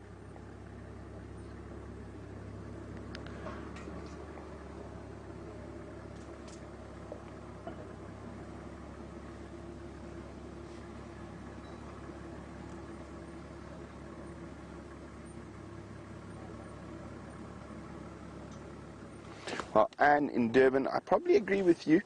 It wasn't a happy scene, but definitely an incredibly fascinating scene. That moment when we first saw Sindle and Shadow together.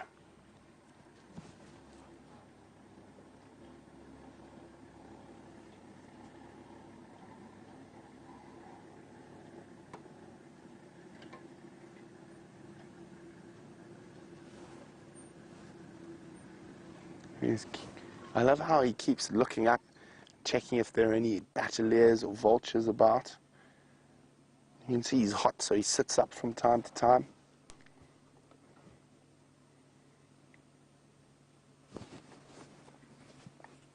Beautiful boy.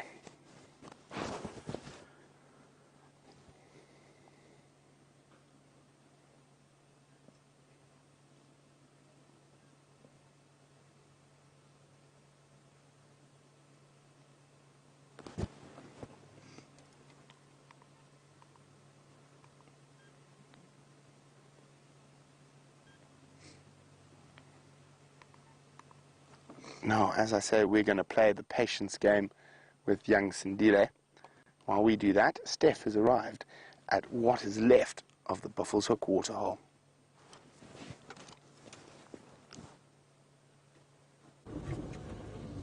I have indeed, and it's a bit of a disappointment that I am not greeted by a multitude of elephant that are bathing in the mud. It's just desolate. That being said, I must be honest with you, this area is just peppered with elephant. There must easily be 50 or 60 elephant around Buffelshoek Dam. Not in it at the moment, but we have got a herd of elephant on the way. And I just want to sneak around the corner in a couple of seconds to see how far away from here they actually are. So, come along. We're going to go down that little pathway there, Nyala Road South, and see exactly where they are. And hopefully by that, gauge how long it's going to take them to get down here. I think it's going to be worthwhile the wait, at least anyway. See them use the last little bit of mud in Buffelshoek. All right. Now this is one of those roads that you can come around a corner and just sort of unexpectedly be greeted by a whole bunch of elephant coming your way. They weren't too far away. We came down here just a bit earlier and they were just around this corner. Let's see. I might also do exactly what elephants do most of the time and walk completely in the opposite direction to where I expect them to be. Let's see what is going on here. Nothing. It's just the way it is. Oh, here we go. So they haven't moved that much further than where they were a bit earlier. I think they got stuck in this thicket.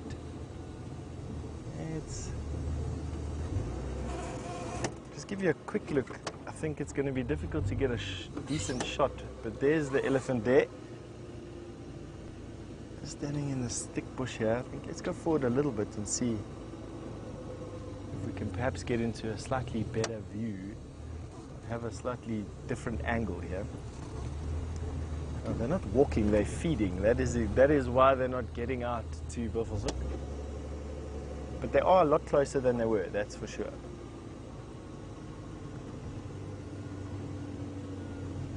There we go.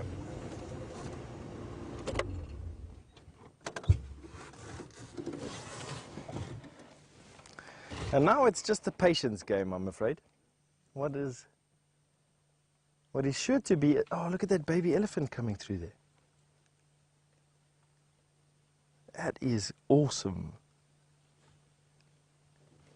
Little guy, probably just a couple of weeks old actually at this particular point. They stay wobbly for about 2 or 3 weeks, to be honest. He doesn't look too wobbly, or she doesn't look too wobbly. Let's just see exactly how wobbly that is.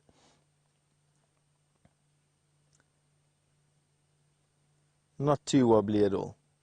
Standing on one leg there just to prove me wrong.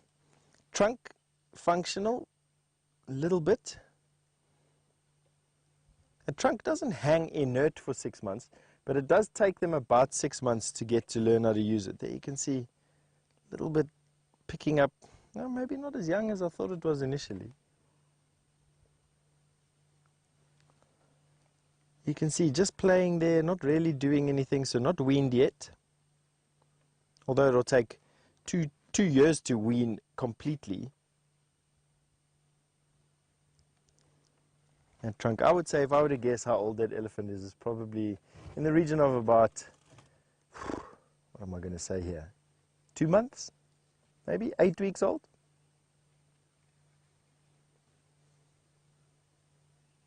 So Ellie, you've just asked how old elephants are.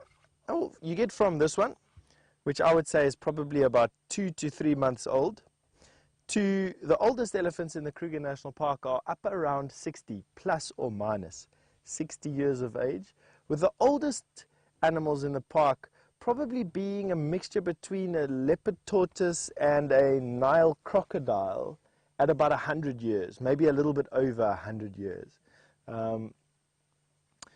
Everything else below that sort of ranges from rhino and at about 40 years, 35, 40 years, to buffalo around about 20, 25 years.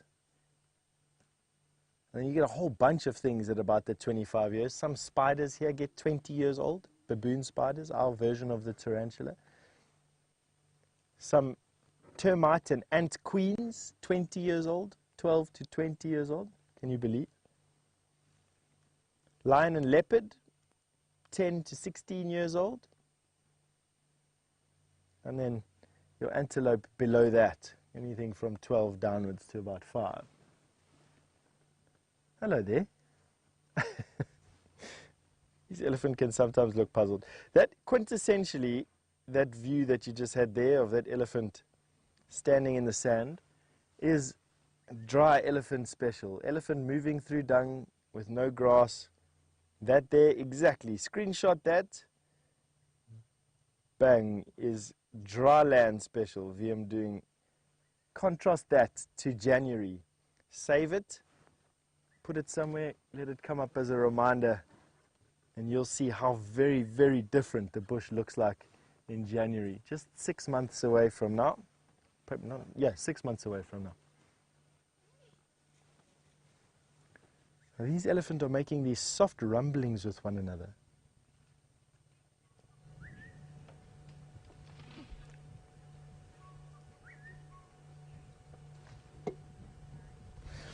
Cayman, you've just asked me a question about elephant behavior when they swing their front foot forward and backwards when they're grazing, and what does that mean? It could mean anything. It could mean them kicking grass or kicking bushes loose with their toes. They use their toes as a type of tool. It could just be distraction. They get bored and they start fiddling around with their trunks and with their feet. Doesn't necessarily mean anything. It could be aggression. They could be kicking out at something. Elephant can kick as a defensive mechanism. Oh, just look at that view. It doesn't mean anything specific though, Cayman, if that's what you're referring to. Oh, just look at that white hot sky. Quite dusty, just dusty, kicked up by their feet. No grass, branches. I don't know, it's when I'm in deep summer, I miss these types of views. When I'm in deep winter, I can't wait for the green again. One thing that we're spoilt with here in the dry time is something that Brent absolutely loves. He just loves the mass of large animals that we get here in the drought, or in the dry. He loves the thin bush that you can see through. He loves the massing of animals around watering points and around food. I'm not completely opposite. I absolutely love the buzz of all the life around summer. I absolutely love the fact that there's just something to look at on every bush and around every corner. Now, what's this female going to do? Don't come and chase me, please. I don't want to do your baby any damage whatsoever. I'm just going to get myself into a position where, if needs be, I can start the car. There we go. Dina, you're 100% right there. I also love this scene. It does seem very peaceful. And now we're going to prove that. There's a female with a tiny calf. Calf's coming up behind her. They are 5 yards from us. And she is feeding babies. You can see the baby will lift its tail a little bit. That's a sign of distress, that the baby is distressed. Mom is keeping herself presented to us. No, there we go. I'm not yet to do anything to you. There we go. Carry on. So all I did there was just raise my voice a little bit. She obviously can't understand us. Okay, we've got elephant behind us now, and we've got elephant in front of us. I'm just trying to keep my head on both. But have a look at that little baby. Isn't that just absolutely fantastic? VM just showing you these elephant coming behind us. That's also a massive cow. That's actually a young bull. So that's a young bull, teenager, still with mom. So about 15 or 20 yards behind the car, and then we've got this female. She represents the biggest threat here, and it's her that we've got to keep happy, and we keep her happy by respecting her.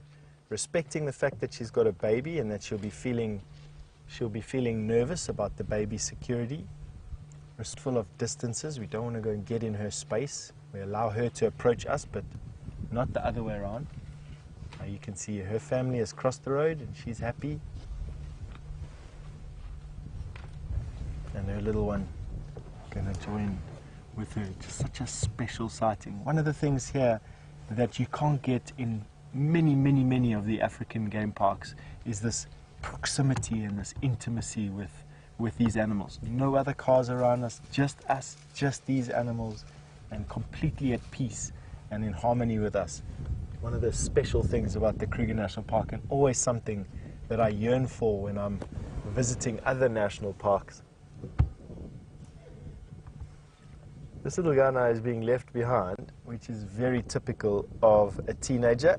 He's just into his teens. I would say that this young elephant isn't much older than 11, if he's even there. Just now seeing if it's a male or a female. That'll help me gauge size a little bit. I can't see from this angle. It's impossible for me to tell. Let's see now when the foot moves at the back.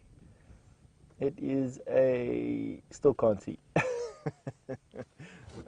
Still giving me a bit of hassle there. All right, now, also covering itself, we can look at the forehead. That forehead seems like it's angled, in which case it might be a little bit older than 11 as a female.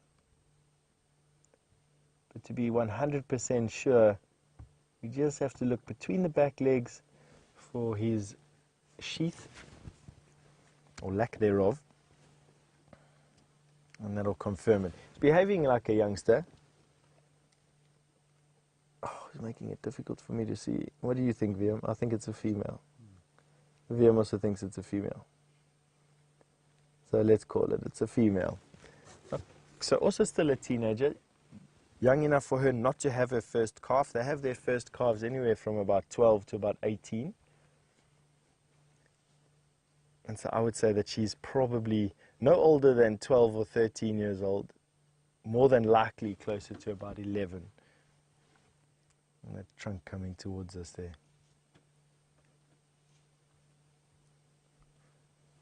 Now, I'm absolutely sure that we've been in one of these conglomerations. Oh, look at that. What are you doing? Can't you just break off a branch and be happy? You can reach all the way to the top. Do you have to push that tree down?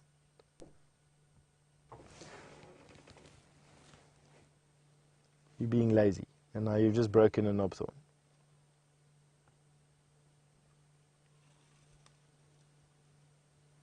He's an elephant.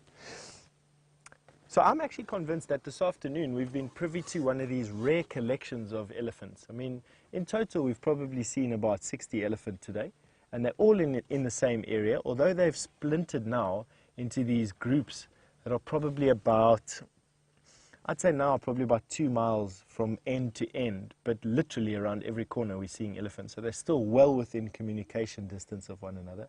They've converged on a feeding source, not water.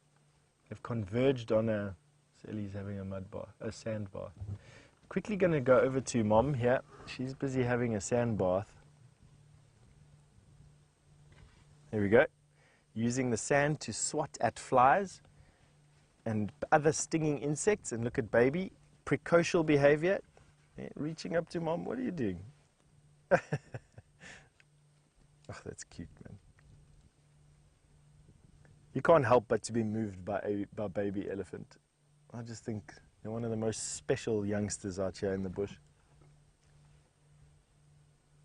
Very, very, very close to Mom for the first couple of years.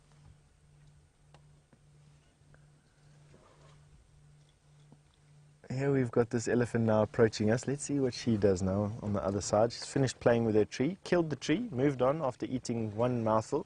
You're being wasteful. That there confirms that she's a female for me. Just the angle that she urinated at there. Whoa, beautiful, the dust coming off her ears. Once again, I just want to echo a previous comment about how peaceful this is. All right, and with this elephant coming up to us now, I don't know what she's going to do, but we've got Sindle coming down a tree, and I think because we don't see him as often as we do, off you go to him.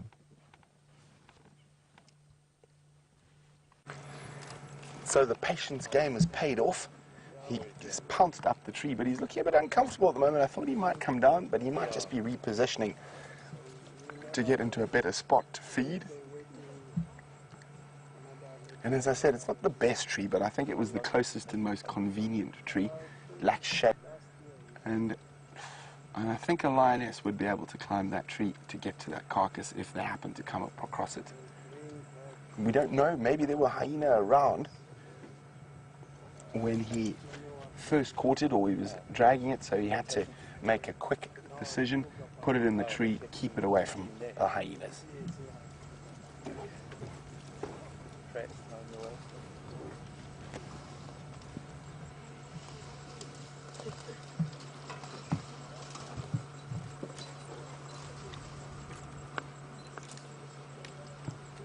There we go. It looks like he's about to settle down and feed. Can't imagine that's the most comfortable tree to lie in.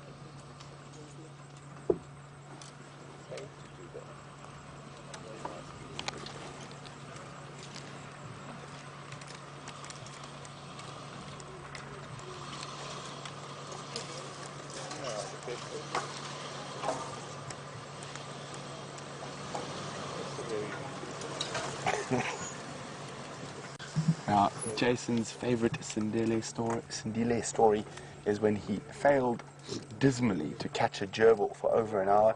And he did give us much joy with failed hunts, jumping into guarri trees to try and catch tiny rattling testiculars.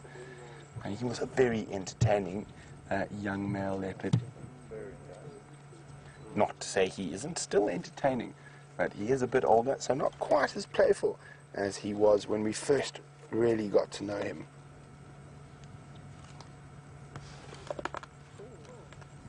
Yeah, the bones crunch there. Trying to move it into a more comfortable position. Now, initially I thought it was a female impala, but I can now see horns, so it's a yearling male impala. One of the babies that would have been born in between November and January last year.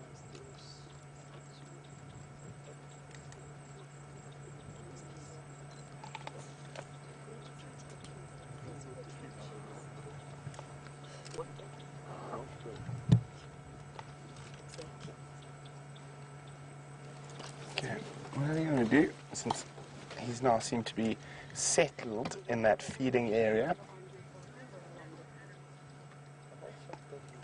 Now, Vic is wondering if we ever show how the leopard kills the animal. Well, Vic, we are live, so if we happen to be there while they're hunting, yes, we will show the hunt and how the animal is killed. He killed this before we found him, so probably between 10 o'clock and 4 o'clock this morning, judging by how much had been fed on by the time we first arrived a couple of hours ago. So, Vic, yes, if we're lucky enough to be in the right place at the right time, we will show how the leopards hunt and kill animals.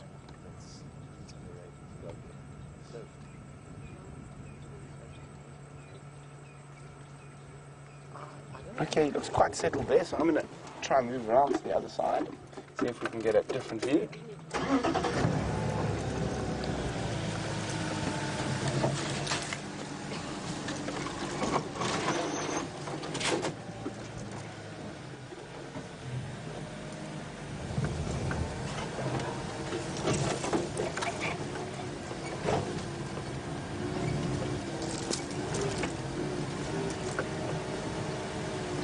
It's just wonderful. I told you, playing the patience game, sitting and waiting, we were going to get some spectacular visuals of them up in a tree.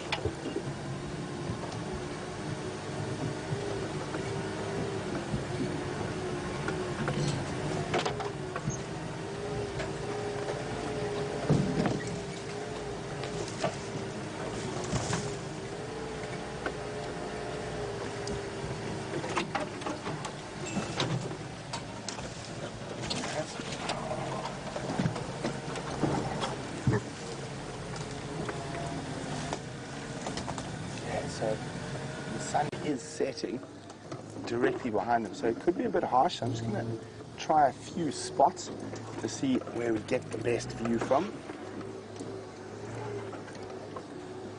I think it's going to be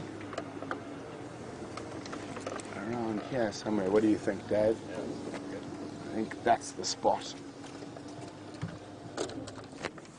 Put Dave in the trees, but that's okay. He'll survive. Hey, mister. Is that yummy? Yummy impala.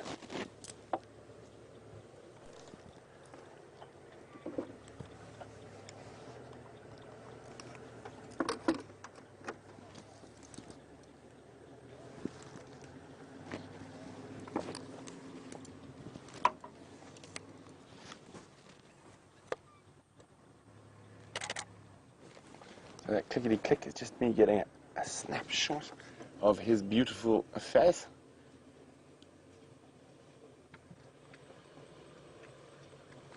Now, I think as the light dips lower and lower, this is going to turn into a particularly spectacular sighting. Who knows, well, we're going to get lucky enough to get the leopard silhouetted against the blood-red sunset.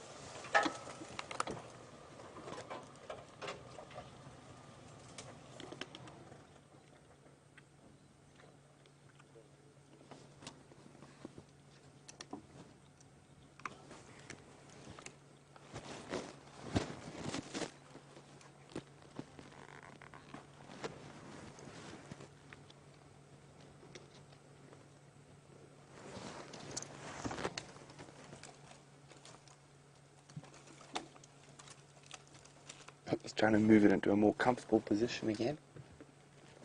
He's got his head right inside the rib cage. Now, you probably find he's already eaten the high nutrient organs like the heart, the liver, kidneys.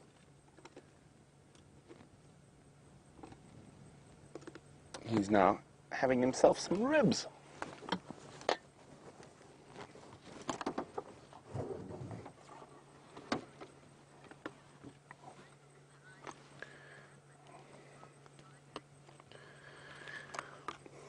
Hi, Laurie. Laurie would like to know, why is it that lions are a social cat and stay together and leopards don't? Well, they've evolved into different evolutionary niches, Laurie. Lions being bigger and taking down bigger prey species like buffalo, hippo, and even occasionally elephant. It helps to be a social animal and hunt cooperatively, whereas leopards rely on camouflage and stealth, and they've evolved to be a solitary, I wanted to say sneaky, that's probably not the right word. What am I looking at? What's the word I'm looking for here, Dave?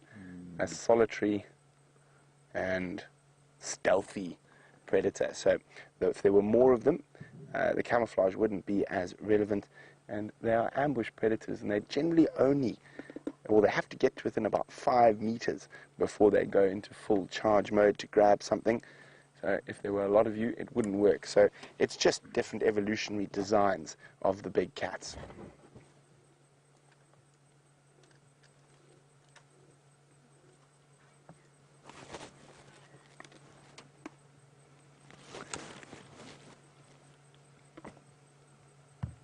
Now, Sandy in sunny Florida would like to know, is there a chance that tree will fall over? I don't think so, Sandy. It's quite a sturdy tree. It is a red bush willow, and per cubic centimeter, it is one of the hardest trees, and the wood is one of the hardest woods in the African bush. And it's so hard and so strong, it's so heavy that if you had to put a log into water, it would sink.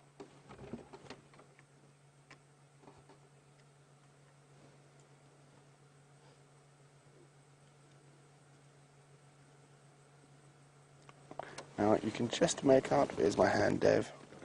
Am I in the wrong place? There we go. You can just see that spike there. There we go, you can see the horns of that young male impala. Now, impala of that age are often referred to as pen kops or pen heads, because their horns are about the same size as a very big pen. Now, that's in Afrikaans, one of the local languages here in South Africa.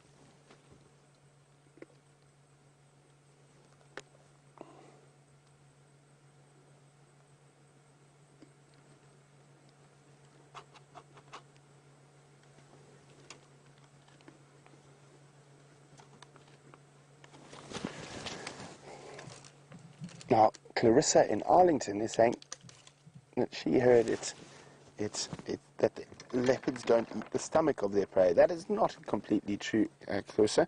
So they don't eat the stomach contents. Now, if you're a leopard, you eat protein and meat, and the stomach contents of any of a leopard's prey is going to be undigested grass. They will eat the stomach lining, however. So that is what we would call the stomach. So the same thing haggis is made out of, or offal. That people eat, and a leopard would definitely not waste that meal. So they do eat the stomach lining, Clarissa.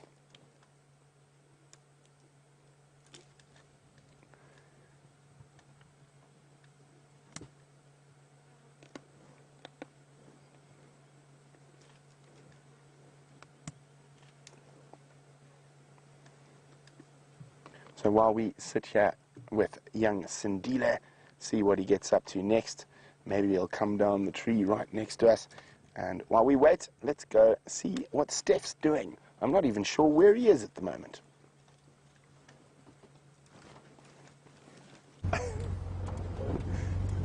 Brent, I'm busy buzzing around Buffelshoek Dam because I'm waiting for that herd of elephant that we were just with to get there. They're not there now. We sat there for a bit, and then Veerman and I decided that we haven't driven on a hyena road for a bit, and we're going to give it a bash. That's what we're going to do.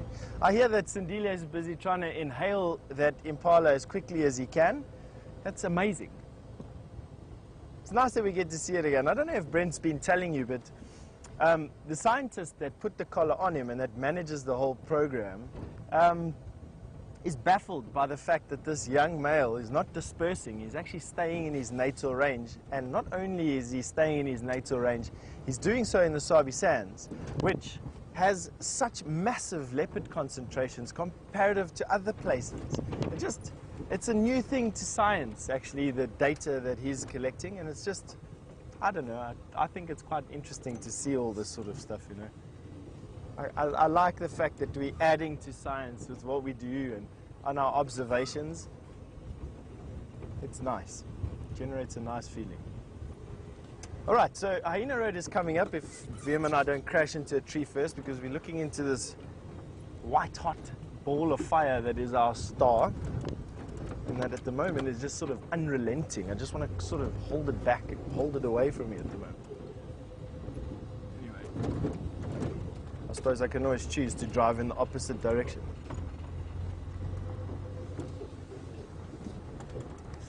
Andre, you've asked me what is the most amazing sighting that I've ever had. Well, I don't know, you know, the things are starting to blur together at this particular moment, and so I'm going to talk about probably one of the most amazing recent sightings that I had.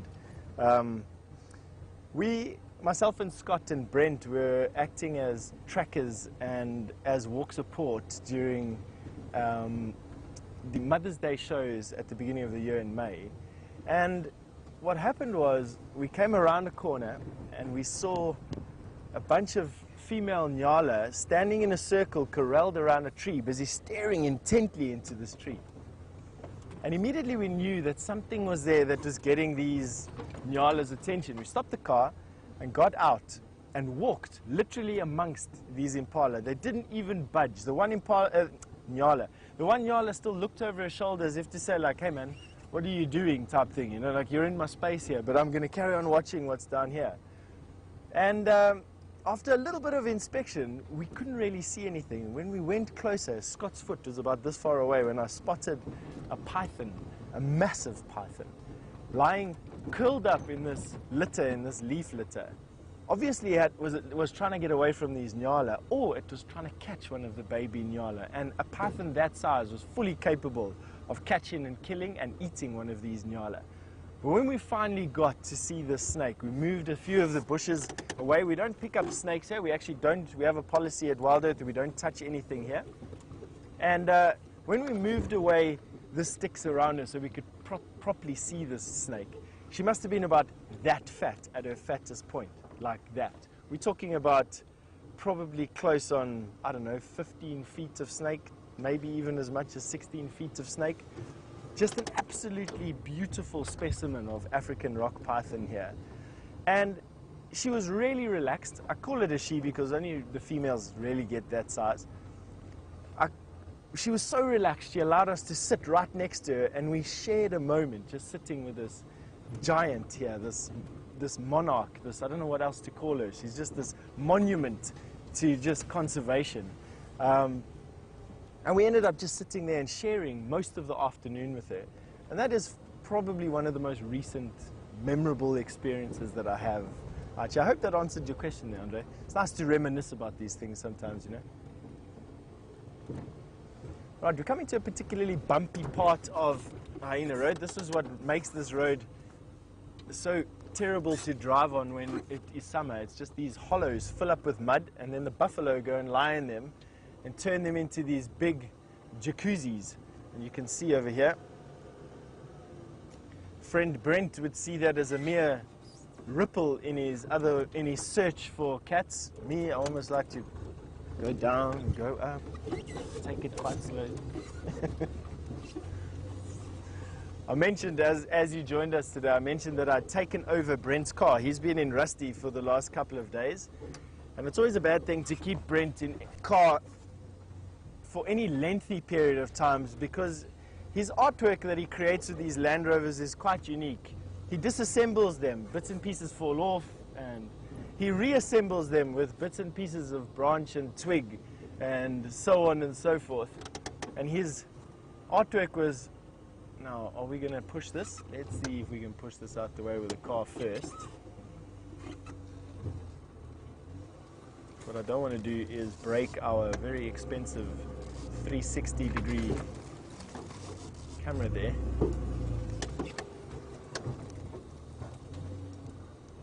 No, you know what, I'm gonna have to chop this. So let me just get into a position where you can watch my efforts.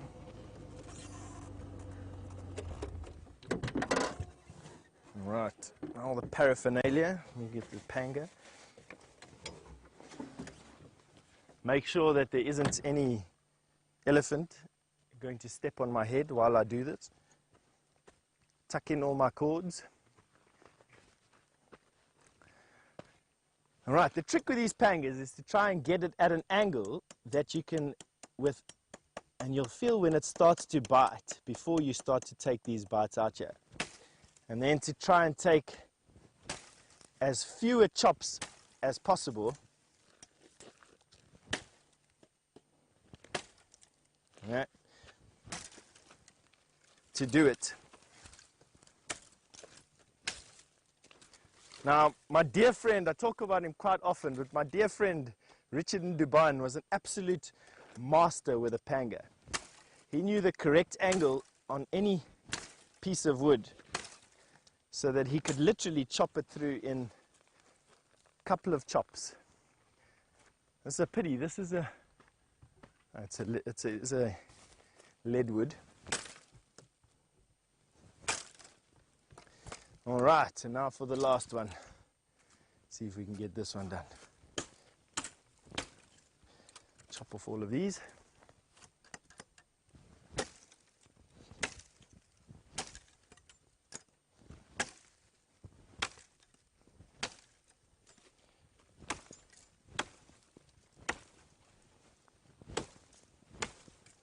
That one is taking a bit more than that first one did.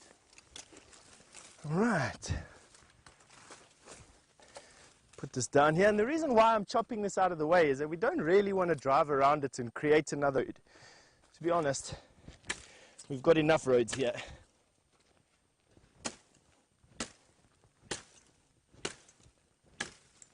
Now you see that being hasty and not checking the angle properly.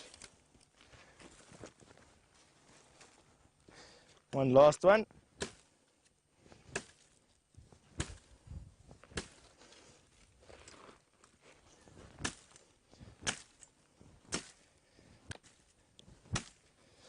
Almost done.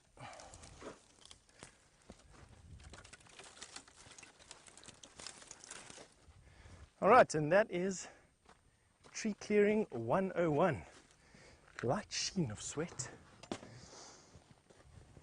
Right, all this paraphernalia.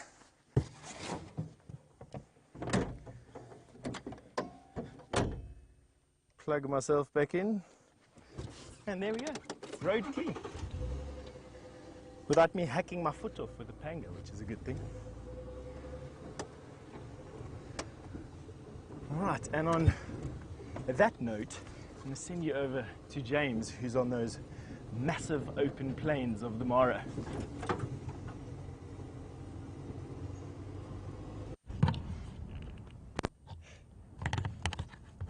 Hello everybody, we're just trying to fix the sound, which I think is back up now. There we are.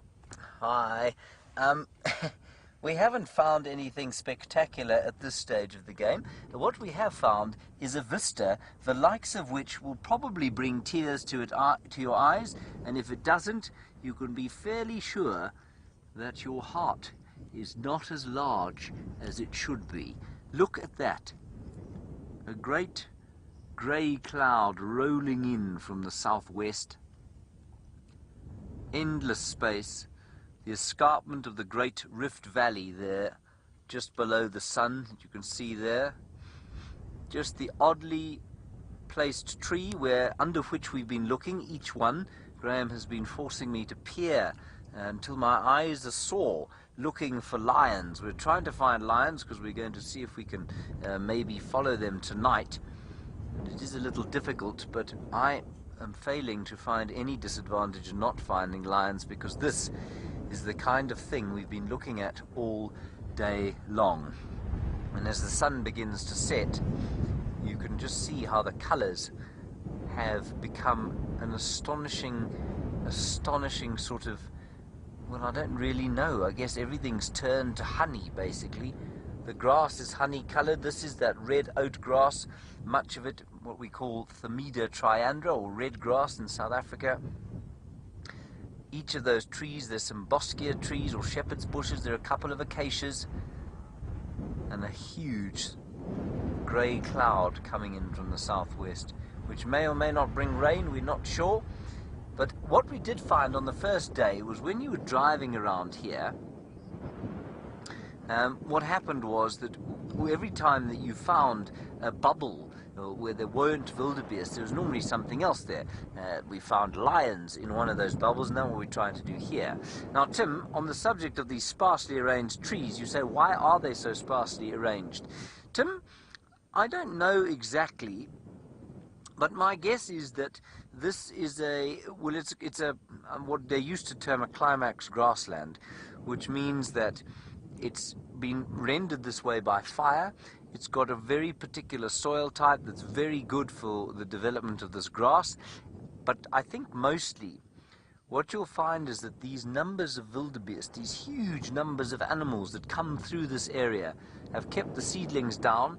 The grazing of this kind of grass stimulates its growth, and I think that's why the bush has been kept in check largely by the numbers of animals. I think were you to remove the animals from this area, I think you'd find that the bush would take over. Probably, maybe not too quickly, but it would certainly get a lot thicker. And the soil type here is sort of, well, I don't know exactly what its derivation is, but it will get very inundated. It's quite clay, it's got quite good nutrients in it, and it gets very inundated with water during the rainy season. Is that not just the most beautiful thing? There is a vulture. Now, you know what? Hello, Tony. You say you haven't teared up, but you do think it's amazing. Tony, that's all right. I think your heart is big then. Now, for those of you who are keeping a bird list of SafariLIVE birds, that could be a new one.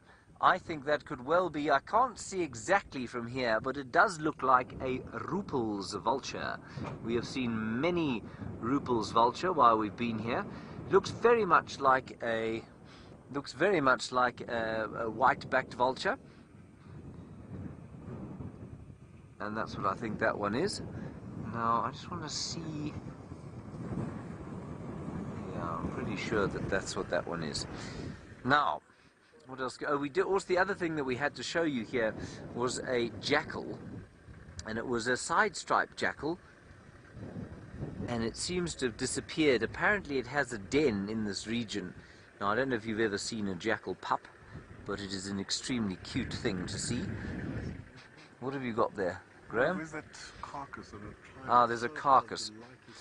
There we are. Graham has found a carcass, everybody. No, that I think is a tussock. Let's go. There we are. There it is there. Well done, Graham. That's it there. Now, Graham, of course, is convinced that that was murdered by lions. I think it might have been, but what's interesting is that it hasn't been finished. So, even if it was killed by lions, what's fascinating is that it's been left. There's lots of meat left on that thing. There are no hyenas here, there are no lions here. I think the necessity to eat, well, there could be lions here, sorry, the cameraman just gave me a nasty glare. They don't have the necessity to eat rotting flesh here because there is so much fresh stuff in the offing. And I think many of these animals die of natural causes. Now, Zoe, you had a nice question. I think about when the animals move away from these clearings. Is that right, Lou? Not getting it. Okay, right. Zoe, when it's summer. Right, Zoe, we're very, very close to the equator here, so the seasons are almost the same all the year round. So in theory we're in winter because we're just south of the equator, probably about 200 kilometers or so. That's about 120 miles. And yes, it is in summertime, so I guess that would be any time during the summer when we have summer down in the south there. Yes, they aren't here. I'm not sure it's so much seasonal. They do tend to follow the rains, but I'm not sure it would be to do with hot and cold. Certainly there is a seasonality about the growth of the grass here and about the rains and when they fall.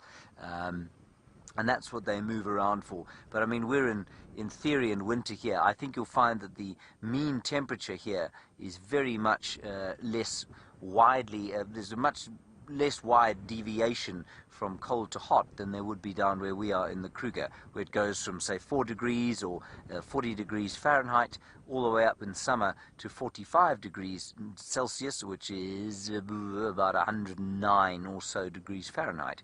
Here I think you'll find that range is much smaller.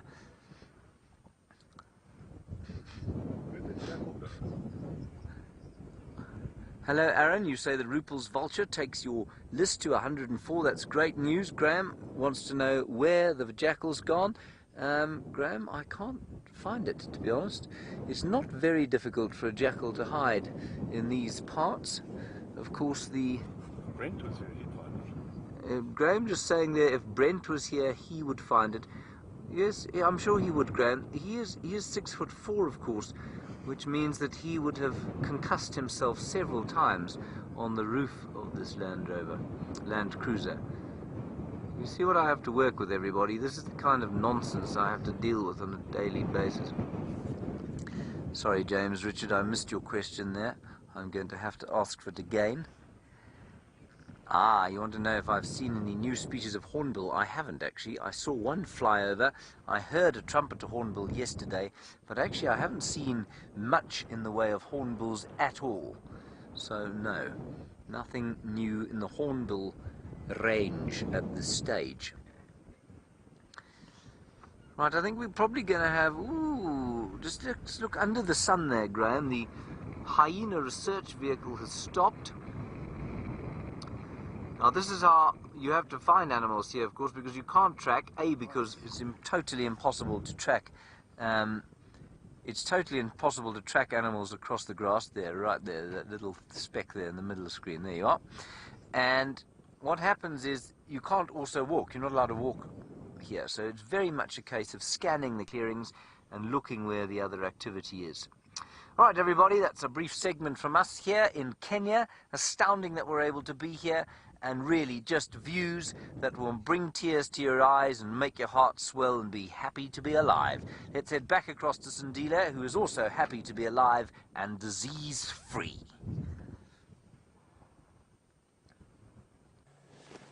He nearly dropped the impala out of the tree, so we're just actually waiting here. I thought he might come down the tree right towards us, so I'm standing by, and we're going to stay here for a little bit. I know it's not the best visual, but if he comes down the tree, he's going to come down like this right towards us. And that will be an absolutely spectacular sight. So that's why I'm sitting exactly where I'm sitting at this very moment in time.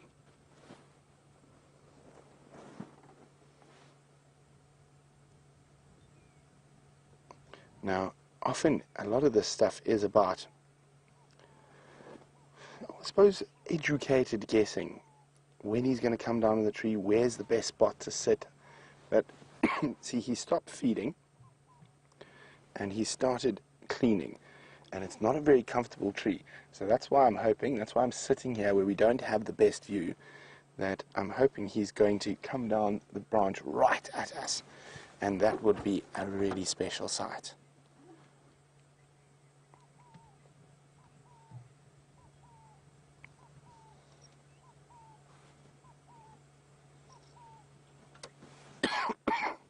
Sorry, guys. Oof, sorry. The man flu strikes again.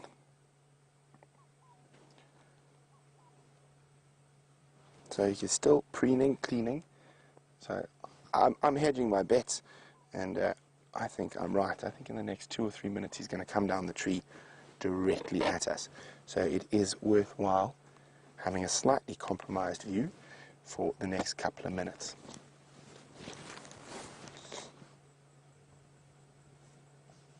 What do you think, Dave? We got a chance. We got a chance. I think we got a bit more than a chance. He doesn't look too comfortable. He's actually lying on top of the carcass. He did make a bit of a fool out of himself, nearly dropping it out of the tree earlier. There was absolute panic in his eyes as he managed to just grip it before it plummeted to the ground. And quite funny, there was absolute panic and not a hyena in sight. Normally, that type of panic is incited by the other apex predator, a lion or a hyena underneath.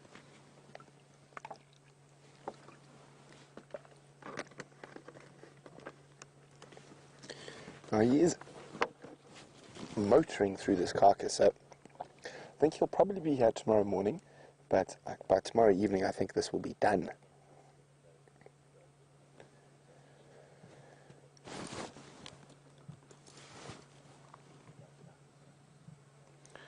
Come on, time to come down the tree. It's not very comfortable sleeping up there. You can see that heavy panting. Even though the temperature has dropped quite a few degrees already, still with that meat full of belly, the digestive process causes heat, and the big cats, or cats in general, are not very good at dispelling heat. They're unable to sweat like us or horses, and their panting is not as effective as that of the dog. So they do have to pant. So basically what's happening when they're panting, all the really warm blood is going into the vessels in their mouth and on their tongue, and they're drawing the cool air over that, and then they're sending the cooler blood back through the rest of their body.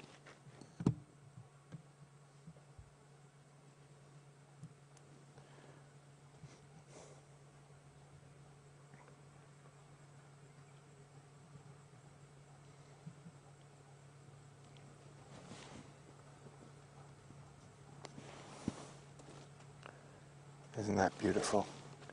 Look at that wonderful sky. James is wondering, why don't lions climb trees like the leopards? Well, James, they're a bit too heavy. Although this tree, I think if the Nkuhuma ladies were here, this is a tree they might be able to get up and steal that kill. It's, as I said, it's not an ideal tree to place a kill. So a lion could climb this tree. They do climb trees, they're just not as good as it as leopards, and a lot of that is because they are too heavy.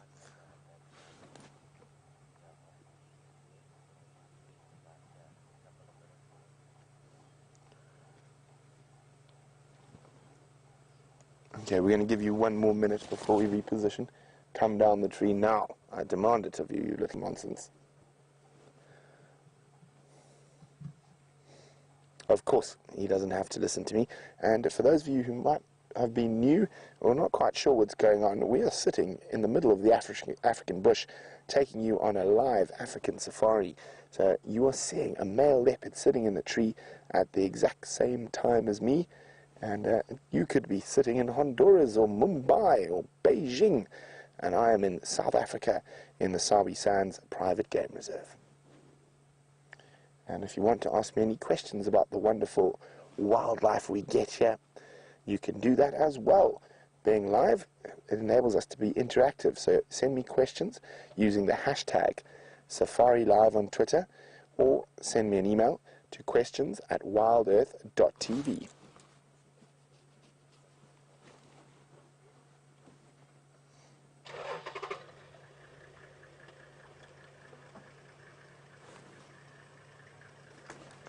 Van Barack, Marman. So,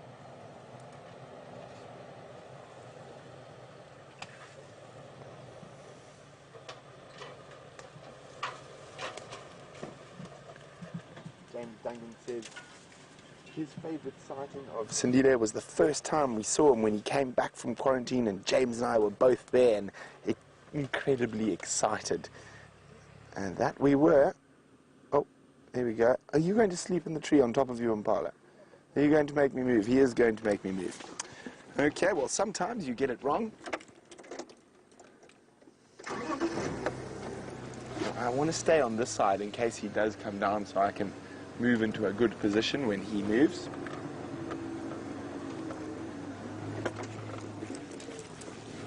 Now, we are hoping as that sun dips lower and lower that he does stay in the tree, and we can set up a leopard silhouette shot for you guys. But while we maneuver around, let's go back to Steph and see what he's been up to.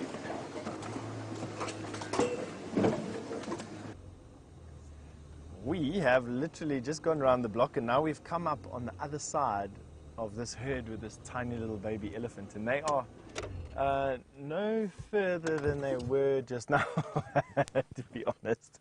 A little bit further down the road. I think with enough tenacity and time, we will actually get this right. But what I do have to comment on, I've been dying to comment on it since I heard that you went over to the Mara and watched that fantastic sunset and that fantastic thunderstorm in the distance, from what I can gather.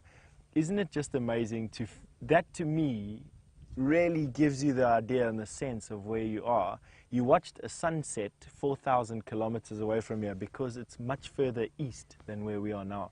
And we've still got the sun up. I'll show you now through the twigs. That's our sun. It's still well above the horizon. Here's the gap between the sun and the trees. And you were watching a sunset with James. And to me, that sort of couldn't really put it into perspective. I couldn't put it into perspective any other way for you. That the sun's already set there with him, yet we're still sitting in the sunlight here, looking at this elephant approaching Buffelshoek Dam.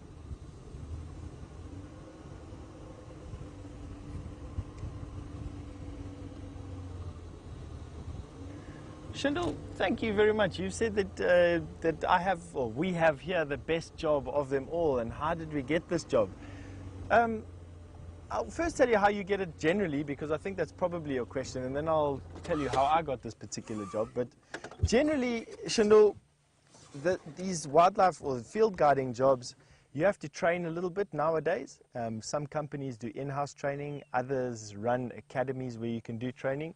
You then spend a few years getting some experience, and then quite often you try and move up the ladder to the more, I don't know how else to say, the more premier lodges, I would. And the reason why you'd go there, it's because they tend to have the best concessions, you know, in the best areas. And so you almost, I know I certainly did, aspire to work in the best areas and for the best companies that I could.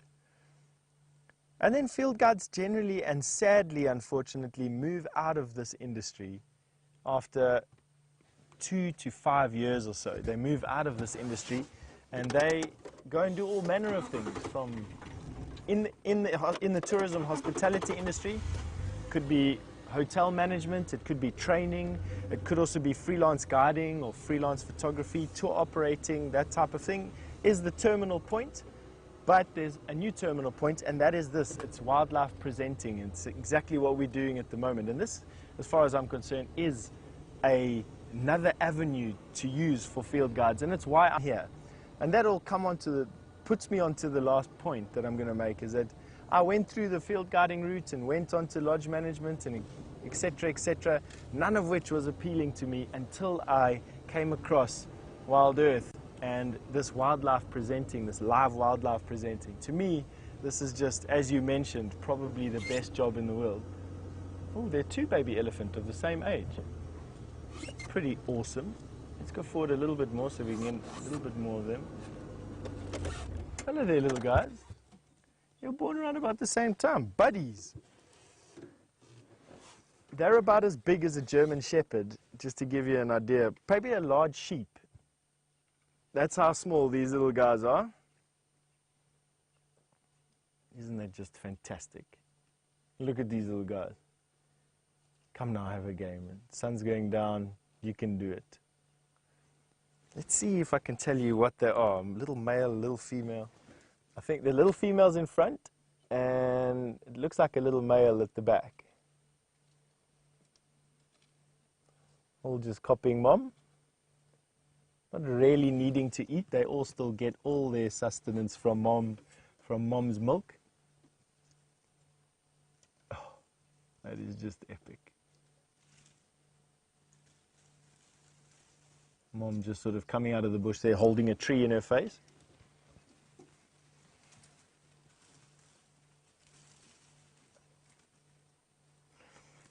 Jan, all the way from Massachusetts. Good day there, Jan. You've asked me what's the mortality rate of elephant and what are the causes thereof. Jan, I don't actually know the mortality rate of elephant in the Kruger National Park. I wouldn't even begin to dare risk an answer. I'd say if I was pressed for my opinion on it, it would probably be about a 20% mortality. 2 out of every 10 calves, maybe. 16 to 20%. That would be my guess. What they die of is exposure, drought, so lack of water, lack of food, and predation, and sickness and disease. So that would be what controls elephant numbers, would be drought, would be lack of food, and that is in the case of babies, mommy's milk drying up. It would be predation from lion and hyena, and it would be sickness and disease. And elephants can get sick. There's pages of diseases that elephants get. So they can absolutely get better. But even with all of that, I still think that the mortality rate is very low. 16 to 20% would be my guess. If there's any of you out there watching tonight or this afternoon, you're welcome to please try and research it for me. I don't have any current data available to me now. And send your answers through to questions@wildearth.tv or use the hashtag SafariLive on Twitter. And if we do it quick enough, I'll be able to share it with everybody before the end of drive. So the mortality rate of elephant in the Kruger National Park, and if that isn't available, maybe as an estimate across Africa. Look at this little guy. Ears folded over their back. I actually quite enjoy that. That fold there, just like the blaze on a zebra's face, that to me is my favorite part of an elephant, is that fold of their ears on top of their head. Isn't that incredible? Maybe because I have such big ears, I'd also wish to fold them back across the back of my head.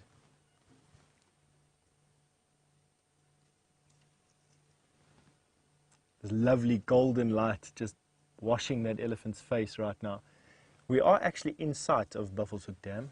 I'm hoping they will make their way through there, but as Murphy says, it will be at 6:01 and in the pitch black.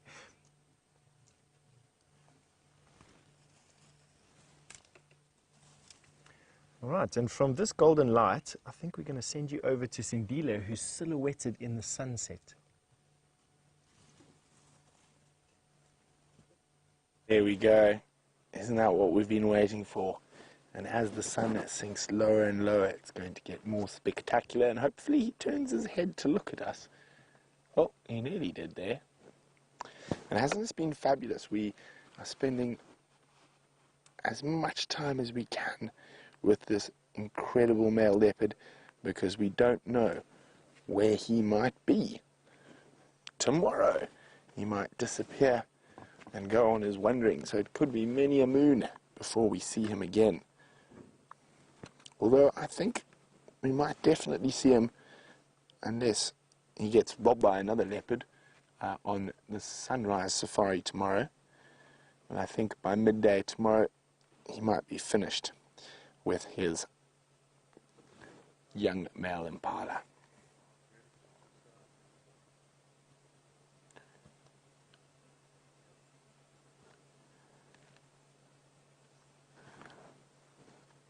What do you think, Dave? Should we try and move a bit further away to get a different angle? I think that'll be nice.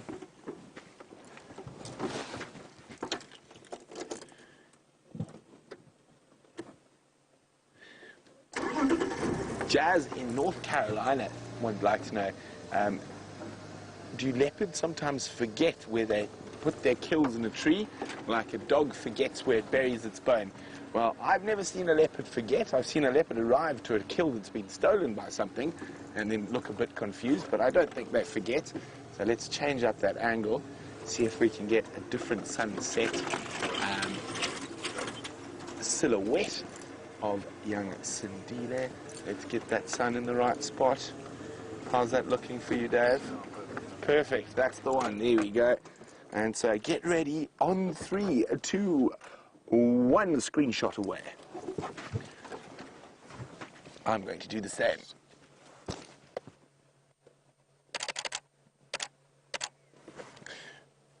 Although, I'm going to have to change my camera lens.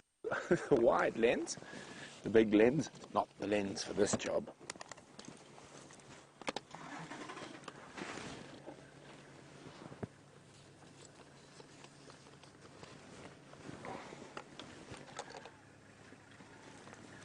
Isn't that just a magnificent sight?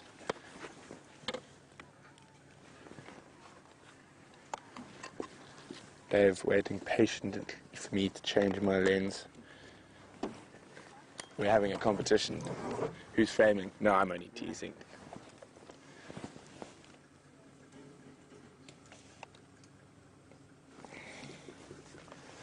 Oh dear, I seem to have filled my memory card to the brim. No fear. I have more.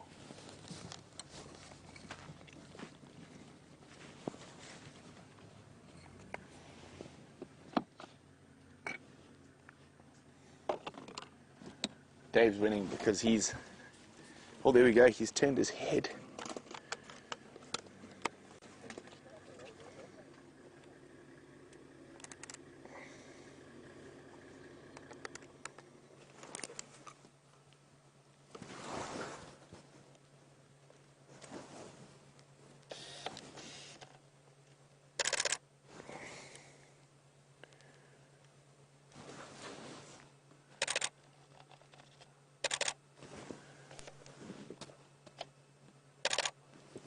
There we go. Wasn't that perfect? As he turned his head, I hope you guys got it. I didn't.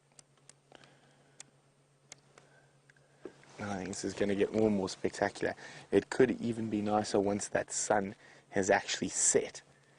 And you're going to have that deep red on the horizon.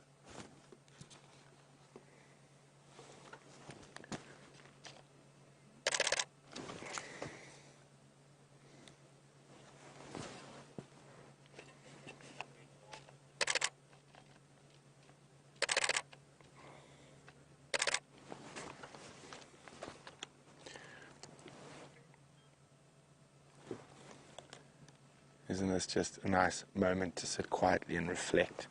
I don't think we need much talking for a scene like this.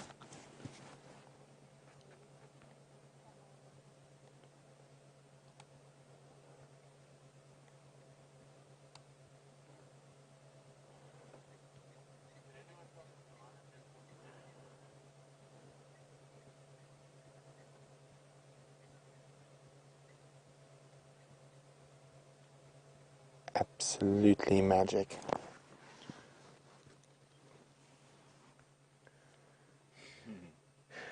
Debbie in Vancouver, I tend to agree with you.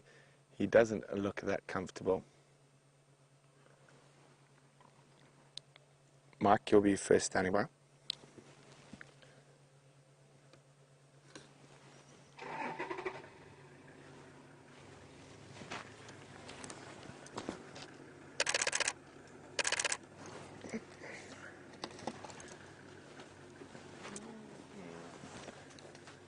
So,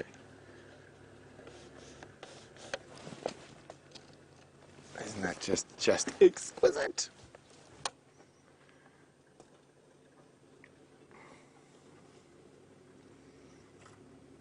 So I don't think he's going to be moving anytime soon.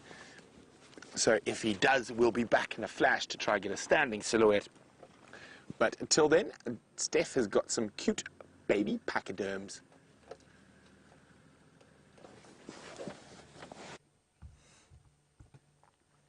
Leopard in the sunset, silhouetted against the sky. Life couldn't be better for you. Well done. Here we've got this little baby. We've been watching him since he left us. He's literally been picking leaf for leaf off of this tree, trying his best to try and get control of that trunk. Have a look at that. It is a buffalo thorn, and I'd like to believe that he's being careful because his trunk is still quite sensitive, hasn't toughened up yet, and those thorns are hurting him. You can have a look here. Just literally, just carefully, I would be putting my hand into that bush the same. You can see those viciously hooked thorns on that branch.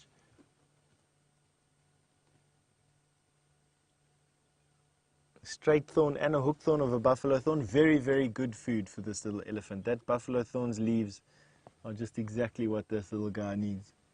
And there seems to be enough on that branch to actually keep him full. Unlike his mom, who's eaten the whole tree that that branch comes from.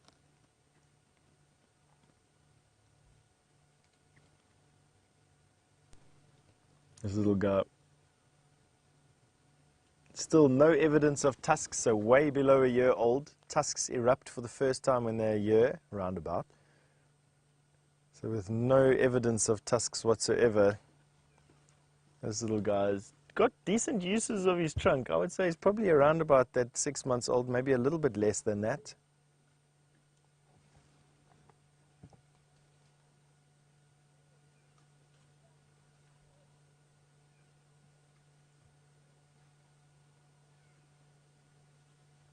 Just busy picking leaf for leaf for leaf.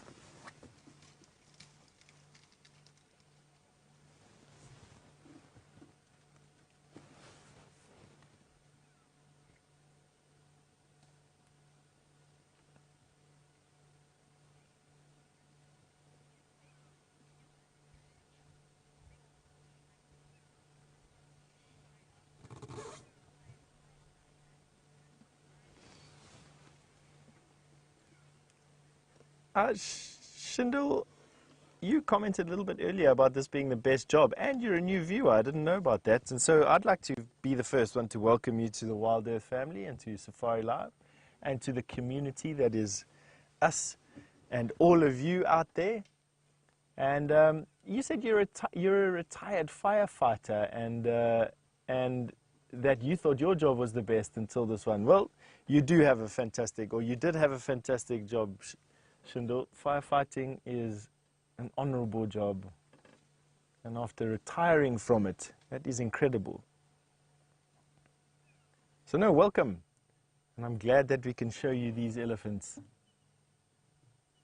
across the gap that is a couple of continents wide.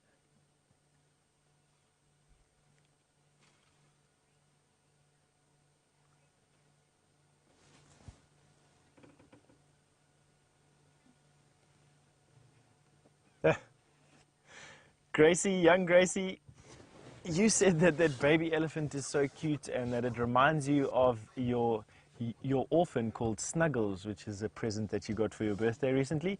Well, why don't you call this little elephant Snuggles then? If it reminds you of your little Snuggles, we'll name this young elephant Snuggles. So by the power vested in me as a game ranger on this road this day, I'll say that that is Snuggles. May you forever live up to your name. And promptly disappears into the bush. So sorry about that, Gracie. She thought it was a little bit too much pressure right now, I think.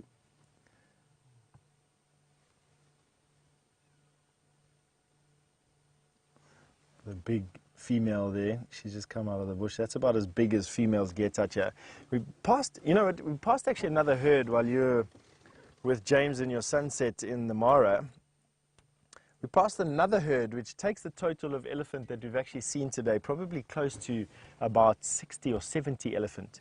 And actually very close to where I was chopping that branch. I said that I needed to keep an eye out for the elephant that caused it, and it was literally, they were standing about 50 yards away from where I was chopping that tree.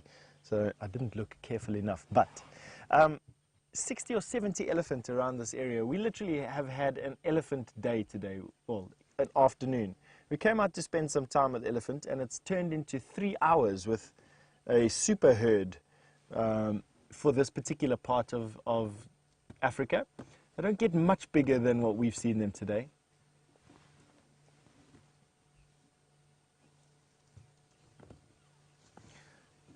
Jordan, you also a new viewer, and so welcome to the Wild Earth family. Welcome to Safari Live. And you've asked me, is there any basis to the story that elephant never forget? Jordan, yes, there is actually a basis for that. They have an incredibly long olfactory memory, which is their smell memory. They can remember stuff after only having it smelt, after only having smelt it once. And I have only heard rumor on this. I haven't found any testimony to the fact, but that an elephant can remember a smell 20 years after smelling it. Can you imagine that? So 20 years, and I know that even in our brains, the olfactory sense is one of the longest held. But yes, it gives rise to the expression that elephants never forget, and there seems to be some basis of truth. But Brent's got some lion right at that Sindle. Off you go.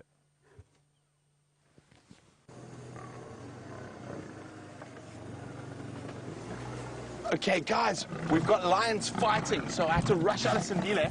This lioness is literally sending this Birmingham boy packing. I could hear them from Sindile. Look at that, she is sending him packing. Hold on. We're going to try and keep up with it.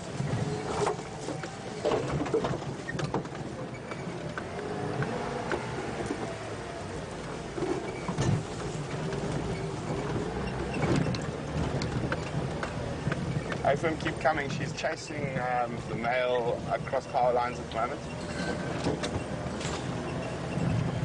Okay, look at this. She's now calmed down.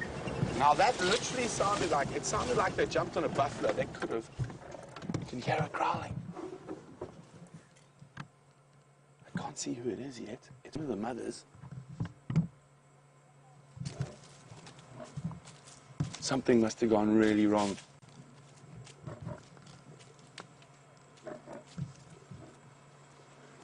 No, it's not often you see a male lion vanquished like that.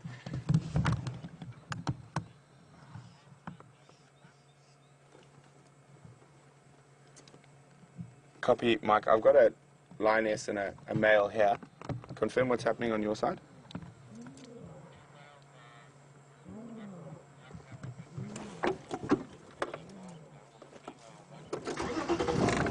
Okay, she's running. Apparently there's two other males. I wonder if this is all Birmingham's, or could there be a marauder that's in here? So hold on, we're going to try to find out what's going on. So there's apparently more males on Gallagher Shortcut.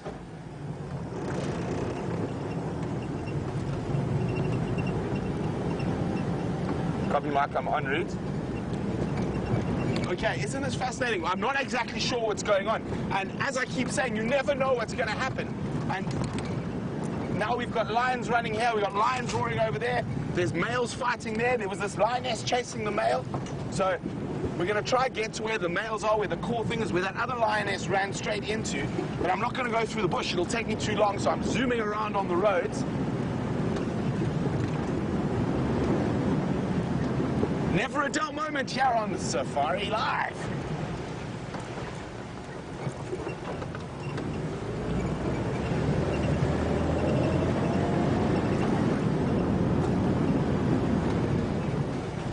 Okay. Mike, confirm you're north of that first Shkova.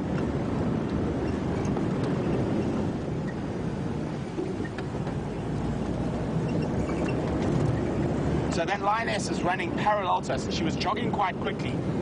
So apparently there's just two males and a single lioness there. Most likely, although that other interaction we just saw the end of really confused me about what's going on. I think it's possible that they could be just fighting over mating rights for that young lioness, but there could be something else going on. Until we get there, we can't really say for sure. Look at this. She's keeping up with us, and you've seen how fast I've been going.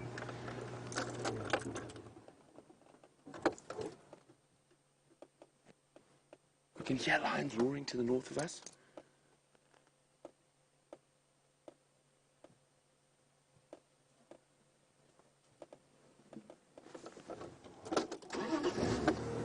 High drama here in the Sabi Sands on Nkuhuma Private Game Reserve. I'm so fascinated to see what's going on. Look at that dust coming off her feet.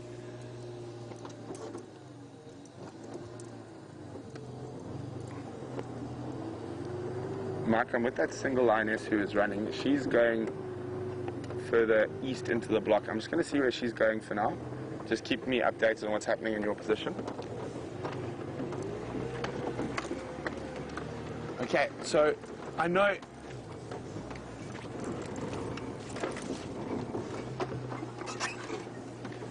I know everyone's quite worried about the cubs. That's why I'm sticking with the mom. I'm not going to the males. Oh, there we go. Okay, they're cubs. Here are the cubs. Let's do a quick head count. 1, 2, 3, 4, 5, 6. Okay, I've got 2 Unsighties and at least 6, 7. No, it looks like all the Mumpimpans on Gallagher shortcut at that Skova. They're busy mobile west at the moment towards Gallagher shortcut. So I've got 1, 2, 3, 4, 5, 6, 7, 8. All cubs present and accounted for. And here come the lionesses. Wow. Now you can see all the greeting that's going on now.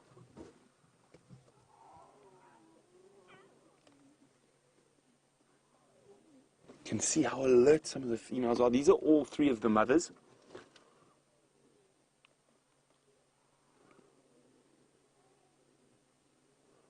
What's going on, Mom?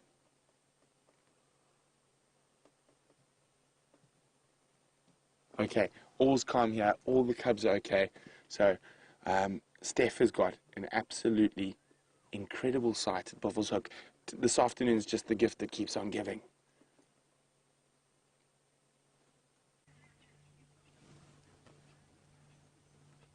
I must say, I agree 100% with you, Brent. This afternoon is just, it keeps on giving and just ramping up. And have a look at this. Finally, after 35 million times around Buffelshoek Dam today, we've got an elephant in the mud and the herd we've been following approaching. And this is a big bull elephant. He's not stuck in the mud. I just want to reassure everybody that he's not stuck in the mud. There he goes. You'll see him try and get out. He's battling a little bit. He might just be stuck. There goes one foot. Oh, there goes the other foot. Belly deep in the mud at Buffelshoek. Oh, it's Titanic getting out there.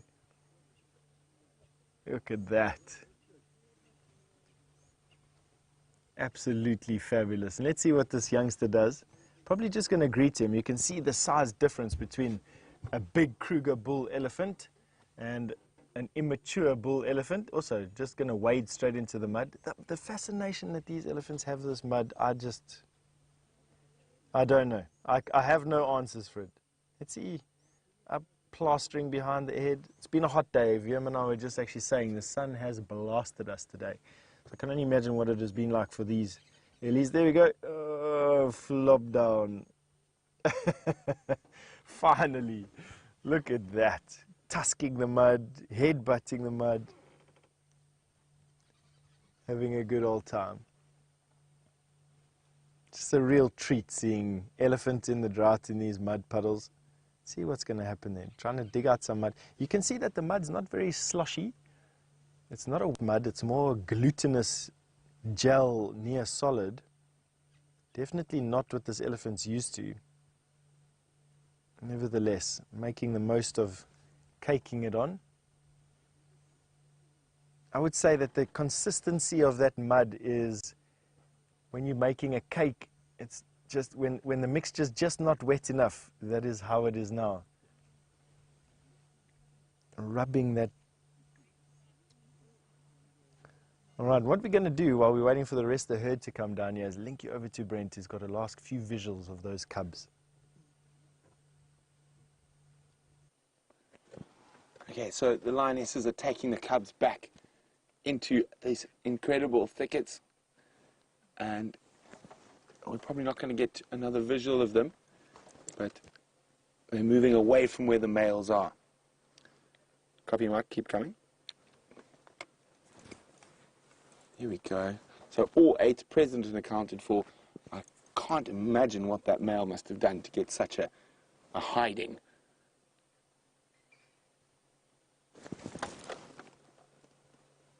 Now, the young lioness actually joined up with them. So there's 4 lionesses now. So not only Amber Eyes is missing. Now, Dave, just keep checking behind you in case those males pop up. Oh, as I said, keep checking behind. See if those males pop up, and there we go.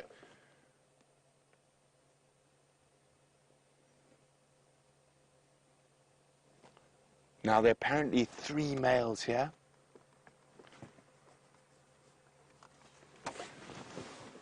Here they go. Mike, as you come through that little scoreboard, come on the 2-track to your right.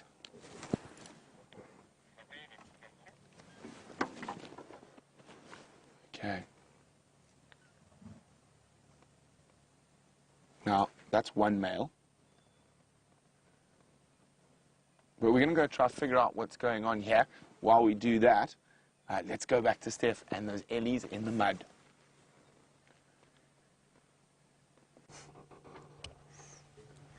Some more members of this herd that we've been following have come down now to the mud and have a look at that. He's also, that there, and I'm not joking to you, is as deep as you and I are almost. We'd be able to stand probably chest deep in that hole that that elephant has just put his front foot in. Oh, almost stuck. Come on, you can do it. Pulling out. Oh, there you go. Just having the funnest time in this mud morass. You can see the difference. Look at the height difference in those 2 elephants. That's how deep the mud is. I know there's no real sort of relevance in size there, but I'd probably come up to just about that elephant's tusk height. At 6 foot tall. And these youngsters that have come out first, the rest of this herd of those babies haven't come down yet. And maybe because of this male elephant here. And this male elephant is probably here because at least one of the 70 female elephant that we've seen today, and juveniles and calves, will probably be in estrus. And he's in attendance, as they say. He doesn't look like he's a bull elephant in muths. Nevertheless, he is a very nicely proportioned elephant, if he could do with a few larger tusks, I would imagine. Nice old guy, probably in his 30s somewhere, 30 to 35 years old. These youngsters now, leaving the water, had their mud bath. You can see that the mud isn't escorting one another. They just want to have a bit of a game first. It's just joy at having had a mud bath. This big elephant, where is he going now? Is he going back to the mud? Has he let the kids play and now he's going to finish his bath?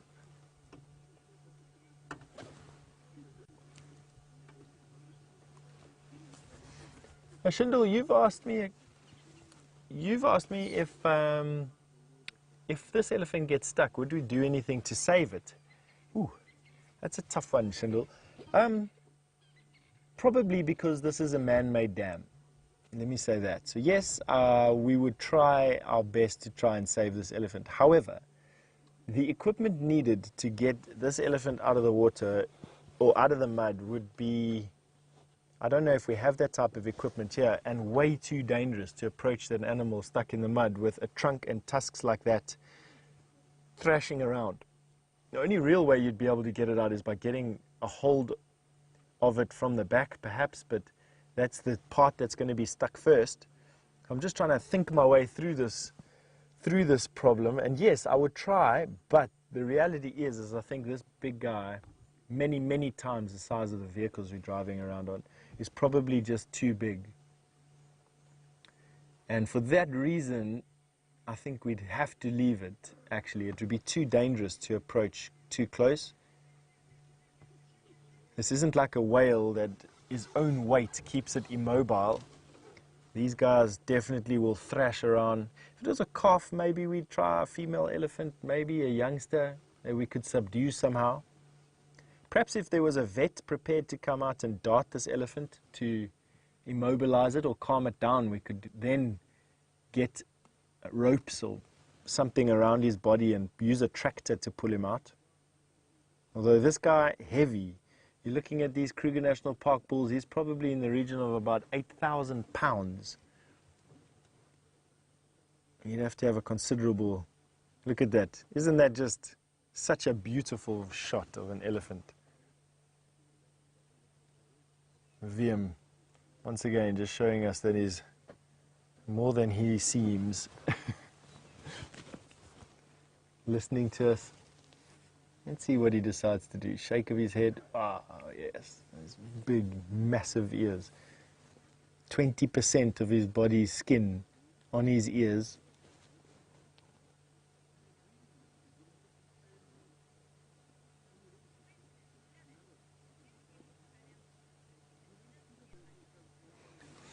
Shannon, you've asked me a bizarre question, one that I've very rarely been asked ever. You said, do elephants' toenails grow? And do they feel similar to ours? Shannon, their toenails absolutely do grow, but like most people who work, I would say, exclusively with their hands in the sand, and I would, gardeners, and I'm thinking about people that live off of the land, who till their own land, their fingernails are quite rough and thickened from all the years of work, and yes, they are short and they do wear themselves down, and you sometimes find elephant with longer toenails than others, but generally I wouldn't go so far as to say that these elephants are well groomed, but yes, they do feel like ours, if a bit thicker. Now it's come to that time of the evening where, with an elephant in the background and sunset having happened, that I get to say goodbye. So from myself and VM, we just want to say thank you very, very much for having an afternoon with elephants.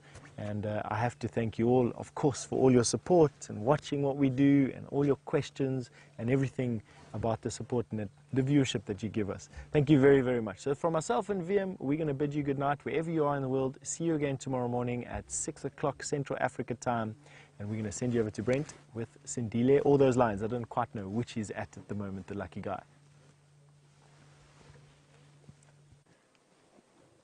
We are with the victor. So it looks like this male lion is the winner. If you look on the side of his face, there's some new, fresh little cuts. And now this looks like it was fighting Birmingham boy on Birmingham boy. And obviously it got a bit close to the cubs, so the lionesses got involved. And that is Amber Eyes, from what I can see. Although I can't see her, you can just see her ear there. I think. It could be the young lioness. It is quite dark already, so I might have made a mistake as she came past. But it is the male I told you was going to win, who was biding his time.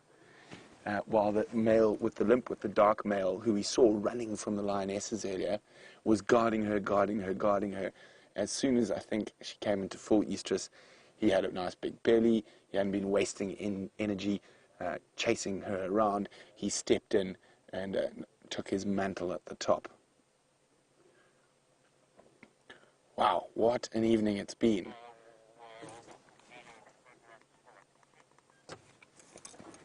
Now, there's not much that could have made me leave young Sindile up in the tree, but the sound of those lions fighting was so incredible.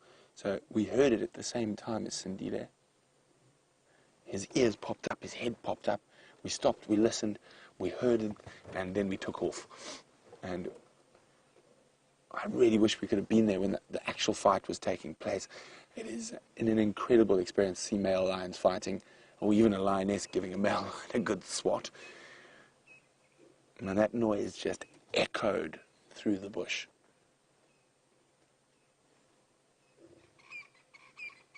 And you can still see how heavily he's panting, even though it's cool.